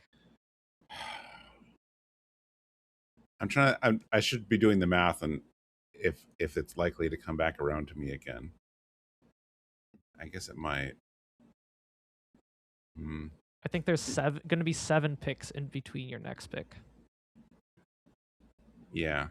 This is your big chance, Mike. Do it, Mike. I know. Do it, Mike. Do you know what I'm thinking? I think I do. I have no idea what's going on. I'm putting Tears of the Kingdom in S because it's my favorite. Yes. Nope, it's going in A. But oh no! See, I knew that. Choice. I thought that was going to happen. Yeah, I know, but I wasn't sure if I'd get the chance again. And I want someone to throw it in C tier or something. That's where I would have put it. Oh, really? Oh my god. No, B tier. Okay, interesting. Okay. Is this higher or lower than Breath of the Wild? I mean, we'll get there, but like it's got to be higher. Like okay. Like for me? Yeah, for you, Mike. How about? It's what Breath of the Wild did, but better in a lot of ways. No, it's not. No?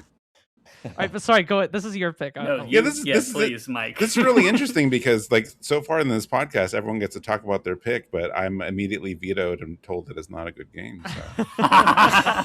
Uh-oh, Alex, your position on the site is in jeopardy. The editor-in-chief, executive decision. I'm not going to pull rank here unless I need to. Not yet, anyway. Really, you don't think it? I guess maybe we can talk about that. Just go ahead. Ignore that I ever said anything. Yeah, sorry. Go ahead. I understand how some people feel about these two games. I understand that they changed the formula so much that there's the argument of like, well, they're not really Zelda games, which I don't agree with that. Like in general, like the same thing when people say like X is not a real Final Fantasy game. Like, well, if they decided it's a Final Fantasy game, that's what it is. Like, maybe this isn't a traditional Zelda formula, but like also a couple of things we've already talked about aren't exactly traditional formulas either. Like I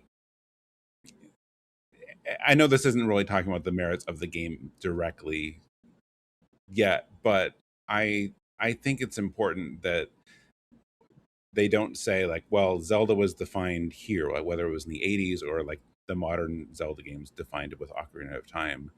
I don't think it should always be that forever and like just and never change again. Like Ocarina of Time really changed what they were doing. And some other games have also changed the format and the structure and the gameplay a lot too. And I think it was good that they decided to do something different with it. You know, whether people feel it's what Zelda should be or not, obviously that's a personal choice. But there's something about both of these games that I get the whatever, not correct, but there is a sense of adventure and exploration to these, which I've always loved about Zelda. And it's just in a different way. But like the idea of like, put me in this world, go and do whatever you want to do. And I love that. I love discovering things. I know people don't love I guess you don't say overworld in this one because that's like the game, right? Like a lot of the field areas, like people think they're empty, there's nothing to do, but there's always usually something. Whether you find it compelling or not, that's up to you. But I've spent so much time with both of them, and I love just exploring and finding things. And they're not always golden poops. Sometimes there's more interesting things than that. And then Tears of the Kingdom, just switching it up, where like you get to see, it's one of the small number of direct sequels, and it's one of the only ones, I think, just one of two, right, that's really set in the same world, the same Hyrule. Seeing how things changed between that game and this game, I think was really interesting. I love what they did. Seeing like some of the characters grow older, do different things. The gameplay being a bit different in each of the three elevations, I thought was fascinating. I was constantly terrified when I was underground because it was it was so oppressive. Until later you like start getting more confident in what you're doing and all that. And then of course you find something even stronger, and then that confidence goes away again. But I like that. Like it took me a long time, like many hours before I was able to like go down there and not like just creep around and worry that I'm just going to die at any moment. So I think that atmosphere they were going for worked really well. It does mostly, I think, fix the breaking weapons issue of Breath of the Wild. That is a little better now with some of the gameplay things they did. Building stuff, I know can sometimes be tedious, at least, but you have blueprints and all that. So I enjoyed that. I enjoyed just seeing the experimentation of that, which would also like kind of carry into Echoes of Wisdom, which obviously we'll talk about at some point. I think is really interesting. You can definitely spend too much time doing it. Some people spend too much time making robots with flamethrower penises. But you don't have to do that. You don't have to do that, but you can. And I think that's very speaking interesting. from experience, Mike. No, but that was one of the first like things I saw when the game came out, because of course that's what that's what people do. Like you give someone a creative thing, it's like, well, how fast can we make something lewd out of it? And it was very fast. Of course it was. But I love the characters in this game, the way the narrative of it. I know it's not, it still doesn't match like most RPGs, but I thought it was really interesting. I like what they were doing with the world. I think I ended up at like 240, 260 hours on it or something. Like I could not put this game down for so long. Exploring this world, even a second time, I just found so fascinating, and so rewarding. So yeah, I mean, I can tell obviously that we have some other opinions here, but that's where I'm coming from. I had so much fun with this game. Can I say some words of agreement Oh, with Mike? Like, just yeah. because I like one of the handful of Zelda games that I played in preparation for this podcast was Breath of the Wild for the first time, and I had played it like when it came out, and I was in a place and time in my life where I didn't have time to commit to it, and I kind of hated it, and it felt empty to me, and I, for some of the reasons that Mike said. But when I replayed it now, I really enjoyed it. And I thought to myself, still, like, Tears of the Kingdom looked from the outside like an unnecessary sequel, and I'm like, okay, like, really, like, we're just doing the same thing again, like the same map and everything. But playing it, right as soon as I finished Majora's Mask, I booted up Tears of the Kingdom that same night, and I was immediately bowled over by just how different the overworld was and how dense they did make it. Like, truly, like I'm playing it now, and like I can't walk like for 1 minute without seeing three different things that like I'm actually interested in, like checking out, whether it be like a chasm to the underworld, or like a giant boss roaming the waste, or like a tower in the distance, or like the guy propping up the signpost. Like, there's so many like little quests to do, and like it actually feels like things I want to do. It doesn't feel like checklisty to me like a lot of open world games do. Like, I'm a bit of an open world hater, but this one does feel like an adventure that, like you said, Mike, I want to commit time to. Like, I couldn't put 200 hours into any other Zelda game, but this one I happily would, just from what I've already played, and I've played like maybe a dozen hours. Um, I'm loving it so far, and the world is so lifelike. Like, the characters walking around, like addressing Link by name. Like, it's probably second to like Wind Waker for like the charm of the world for me. It's like a world that I enjoy spending time in. Yeah, so I'm loving it, and the Ultra Hand hasn't gotten stale for me yet. Like, the dungeons I feel like are an improvement over Breath of the Wild, but I know we'll talk about that later. But like, I just did the Rito like wind dungeon, and that flying boss, like, that was fantastic. So Oh, yeah, the build I'm up to that Rita Wind dungeon is probably my favorite part of the game. It was so well done. the Like when you're hurricane in the flying up, sky. yeah, that was Yeah, incredible. Really Yeah. cool. Yeah. Yeah, I it's think great. I know other people need to talk. Actually, that's one thing I forgot to address just quickly is the dungeons, because I know that was a big sticking point with people on Breath of the Wild, and I know these still aren't traditional Zelda dungeons, but Breath of the Wilds were like they were more like elaborate puzzles than actual dungeons. So I like most of what you're doing were the shrines. So like I understand that was like a really controversial thing. I think this isn't directly like standard Zelda dungeons, but I think they're also like we talked about a little bit with Skyward Sword. One of the things I like about them is that they are just part of the world, that they aren't just like this cave you go into, like the sky dungeon, the water dungeon. Just really, I just thought it was really interesting. Like sometimes you'll go there and you're like, oh, this is the dungeon now. Like I just walked from here to here and it's here, just in the world. I thought that was a really, really cool way of integrating them and like going a little bit more in like bringing back some traditional Zelda stuff, but it still feels like part of the world. Cause like also like in some of these dungeons, you can be in the middle of a puzzle in the dungeon, just decides like, well, I'm just going to leave. Like you could just jump out and go somewhere else. Cause you're not like locked into this room. So I thought that was neat.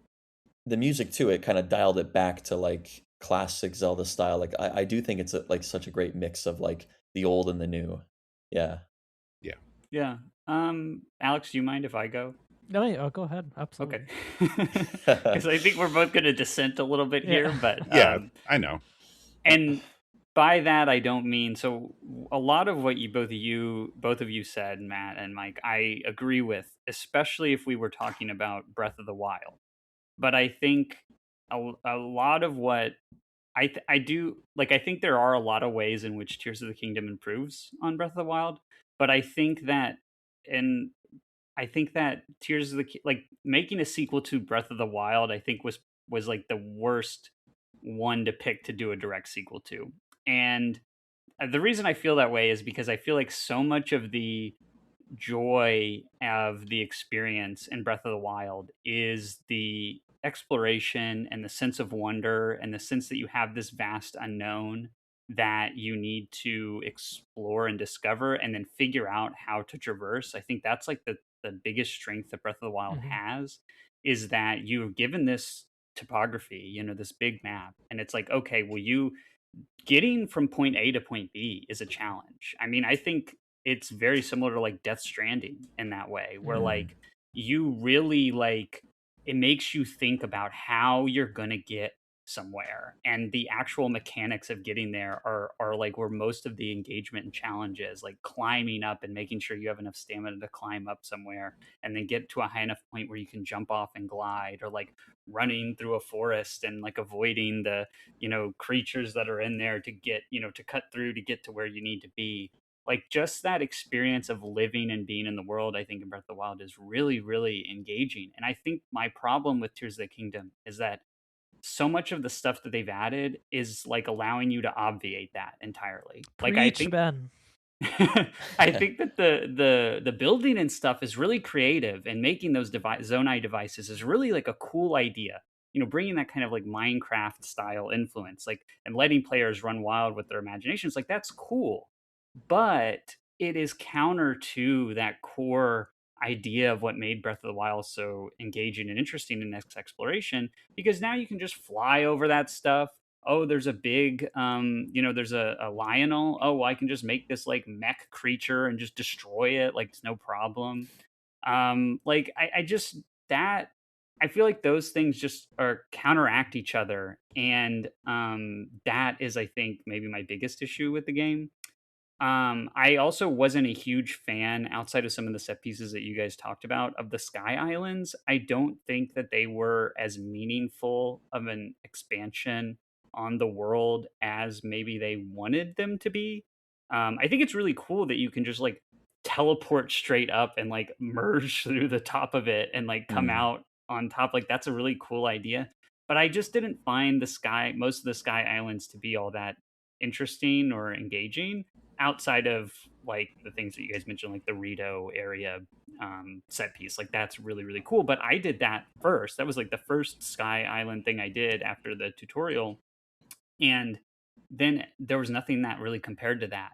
And that's kind of the problem with the structure of these games, is you can see the coolest thing first and then nothing else really compares to that. And that's fine, right? Like I like the openness of it, but I just didn't it wasn't it really doesn't get at the same feeling that Breath of the Wild gave you. And I think it's just because it's and remixing the world and everything, like that's a really cool idea. And all the things you guys are talking about, like the changes with the characters and the new things that they're having to deal with and all of that. Like I do think that's really cool, but I don't think it's as cool as that initial experience of exploring in Breath of the Wild. I Um do push back though, because like most of the like I agree with what you said about like the puzzle is getting to the place, like Death mhm. Stranding style. But like most of the getting to it is like, gee, I hope I can eat enough stamina inducing food to like climb this giant, like ugly textured cliff face. You know what I mean? Like I I Yeah, Whoa. I but feel that like makes the Hating world on the feel cliffs. hostile, Yeah. in a way that other Zelda games don't. And I think Tears of the Kingdom doesn't, it feels like a playground. It doesn't feel like that hostile world that you're trying to engage with, except for the depths, which were my favorite mm, part of Tears of the Kingdom. And I don't know, maybe that's not a popular opinion, but that part of the game I was really engaged with in Tears of the Kingdom, because it is that hostile design again. And you really, it's like almost like a survival game at some points, because you really have to like manage your the little, what are they, like mushrooms that glow that you put on your arrow that you can see. And like every little step you take, you're like there's tension, because you're like, what is going to come out of the darkness and get you. Like I did really love that aspect of the game. And so that is a big positive for me, and did give me some mm. of the feeling of that I got from Breath of the Wild. But it's more contained, and there's not as much to it, right? There's not as much novelty or interesting things to find in the depths. So, You're um, right. Like the yeah, vibe of Tears of the Kingdom is like, hey, daddy's home, and like what changed while I was gone, you know? And like yeah, I feel like yeah, you're like Daddy. you feel very confident like going over the yes, overworld this time, which yes, I like though. It's like it's the power fantasy. Like that's part of hmm why I play personally open world games. Like I want that. I want to feel big. I want to feel powerful. I want to feel like the man, you know. I mean, You it's such a are. key way of Thank you. iterating on Breath of the Wild to make the same world like feel like new again is by like completely changing the way you engage with it. And I get that. And honestly, from like a pure like design standpoint in a vacuum, I don't think there's too much you could critique with Tears of the Kingdom. It's a brilliantly designed video game.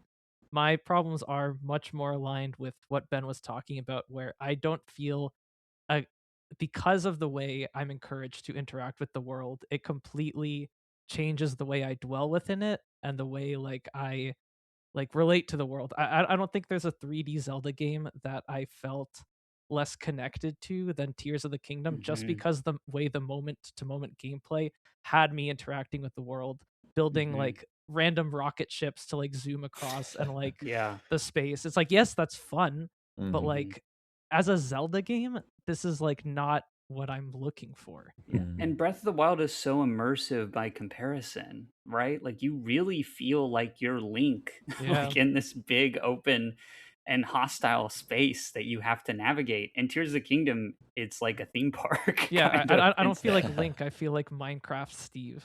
In Tears of the yeah. Kingdom. Wow. I don't. This isn't going to change anyone's mind. I'm not even really saying it to change anyone's mind, but for me, I think that changing the traversal and all that, I think that worked because it was the same world again. Mhm. Mhm. I think if they Mm. made you explore that same Hyrule, I mean, it's a little different. You know, there's a lot of parts that are different, but structurally, it's the same. If they made you explore that game world again the same way, I don't think I would have liked it as much. I think Oh because yeah. they knew, yes, we're putting you back in here, so we wanted to make this feel different and maybe easier to get around because, like, in some ways, you've seen it. I think that's also like what you said, Ben, like why the depths work, because that is the new thing. That is the new Mhm. thing that you have to traverse and approach differently. Um, Again, not trying to convince anyone, but that was my take. I'm like, No, yeah. I like that Mhm. you do approach it differently. Although, of course, one of the big differences in the ground level is the lack of the guardians. Obviously, they put different enemies in there to make you scared, but that Yeah. that also took away the danger of most of the overworld. Mhm. And I guess I have very few criticisms of this game, obviously, but that one is a little weird to me. That everything, so much of the danger of the first game was about those things and all these machines everywhere, and somehow they're just gone. They're Yeah, completely and the gone and shrines only too. mentioned once in Tears of the Kingdom. And I thought that was weird. It's like, where'd they all go? Yeah. Yeah, for a direct Yeah. sequel, it retcons a lot. And the Yeah, last that was weird. yeah, Mm. and the last criticism I'll add is just that I think the story here sucks. I think the new Mhm. furry characters are really uninteresting, like impressively uninteresting, and I didn't care about any of that at all. What My about criticism too is the shrines, like some of them are like literally you go into a shrine, you find it, and it's like good job, you found it. Here you go, and they give you like the light whatever thing, and it's like, oh, sometimes they just don't even put a puzzle in the shrine, which shocked me. Like Mhm. I feel like Mhm. those are like less fun than Breath of the Wild's like shrines, but I will say Age of Imprisonment gave me a better appreciation of this game's story, because you really kind of get to know those characters That's better. good. But that I can't give credit to Tears of the Kingdom for that. No, It's that's like yeah. true. That's true. another game enhancing it. But I agree with you, Alex. For the story that is in Tears of the Kingdom, I think is not um, that compelling. And Breath of the Wild story, I already thought wasn't very compelling. So it's almost like like a worse that the sequel doesn't really improve in that aspect. I like some of the characters, which I don't want to, since you're literally playing it right now, Matt. I won't get into like some of the characters you meet later. I think are more interesting and don't feel like, oh, it's another Zora, it's another this. Like, not that I have any problems with the Zora character in this game, but like they did, it is a little bit of a kind of like it's just like another generation of these. So I get that, Uh, but there are a few of the characters I really did like in this one. You heard it here, folks. Mike's anti-Zora rhetoric coming out. No way. No way. I don't need any Prince Sidon fans coming after me because I don't have any No, you problems. don't. They are I rabid. do not Yeah. have any problems with that guy. I don't feel No, the same he's way cool. as many Thumbs people up to do. him. Cool. Yeah. Yeah. Yeah, he's maybe one of the best like side characters in any Zelda. He's a lot of game, fun. I think. Yeah. Yeah. Yeah, too bad the water temple is like maybe the worst dungeon in a 3D Zelda game. Oh, Yeah. Yeah. as they often are. But Yeah. Mike, do you still have your veto? I can't veto myself. I can't You, veto but you someone can else's veto veto. Alex's decision to veto you. You can Oh, I didn't know you could do that. counteract Yeah, his you, veto. you can use your veto whenever you want. No, because if I do it, then Ben's just going to do it too. No, Ben's already No, used I his. You're used the mine. last veto. Yeah. Oh, We've that's all done true. it. I Don't could do do it, that, Mike. couldn't I? Don't do it. We do have a lot more games to cover, so you We have a may lot more wanna- We have a lot more games. We're already 2 hours in. I'll. There may be another one you want to veto in the future. I Mike. can't. Yeah, I know. Like, Uh-oh. look, I think Not I to said this already. Like, foreshadow. I feel very strongly about this game, but I don't expect everyone else to, and I understand it. Like, I understand exactly what you guys are saying and how you felt that way, and that's fine. I don't agree, but I don't necessarily like. I'm not going to force the issue either. And plus, it sounds like I am going to have to use mine later. So we're going to put it in A then. Is that where it goes? If you're not vetoing, then yes, it'll go in A. Okay. Like I'm not going to complain about that. Like my other favorite Zelda game already is S tier. So like, we can't all get everything we want. As long as we all get something we want in this episode, then it's fine. That's very kind, Mike. And that does it for episode 490. You're probably not expecting to hear my voice, but I am the normal host here, Zach Wilkerson. As you probably have guessed at this point, this episode ran pretty long. And so I decided to split it into 2 parts. So if you listen in 2 more weeks, you will hear episode 491, which is the tier list episode, the Zelda tier list episode, part 2. So in the spirit of that, I'm going to go ahead and go through some housekeeping so that everybody knows what's coming up. And then you will hear part 2 in 2 weeks. So after that, we're going to have my official return to the podcast. And we're going to be talking about the best kids and the worst kids in RPGs, sort of to celebrate the birth of my daughter and just talk about children in RPGs, which is very exciting for me. And I'm excited to be back. 2 weeks after that, our next game journal is going to be the very first appearance of the Saga series on Retro Encounter. It will be Romancing Saga 2, which we'll probably all play the remake. I'm very excited to kind of give that one a look. And that's what I know so far. If you want to get in touch with us, I'm still checking the retro@rpgfan.com email address. You can also get in touch with us on Facebook, Instagram, Threads, Blue Sky, Twitch, Discord, YouTube. We're all over the place, usually RPG Fan or RPGFan.com. You can also support us by shopping at TeePublic, where we have the RPG Fan shop. So if you guys go to the website, you can find that there. We also have 2 other fine podcasts. One is Random Encounter, which is every other Monday. They talk about current events. They talk about usually whatever games have just come out. And then we have Rhythm Encounter, which is currently on hiatus, but there's a great backlog of RPG music. Usually posts every other Monday, but again, it's on hiatus for now, as Mike is a bit overwhelmed with all his tasks at the website. You can also review us, Apple Podcasts, Overcast, YouTube, Spotify, whatever. We love feedback. And if you want to know how to get in touch with the individual panelists, well, listen to part 2 of the tier list, and they will tell you how to get in touch with them there. In the meantime, thank you, listeners. Good night and good luck.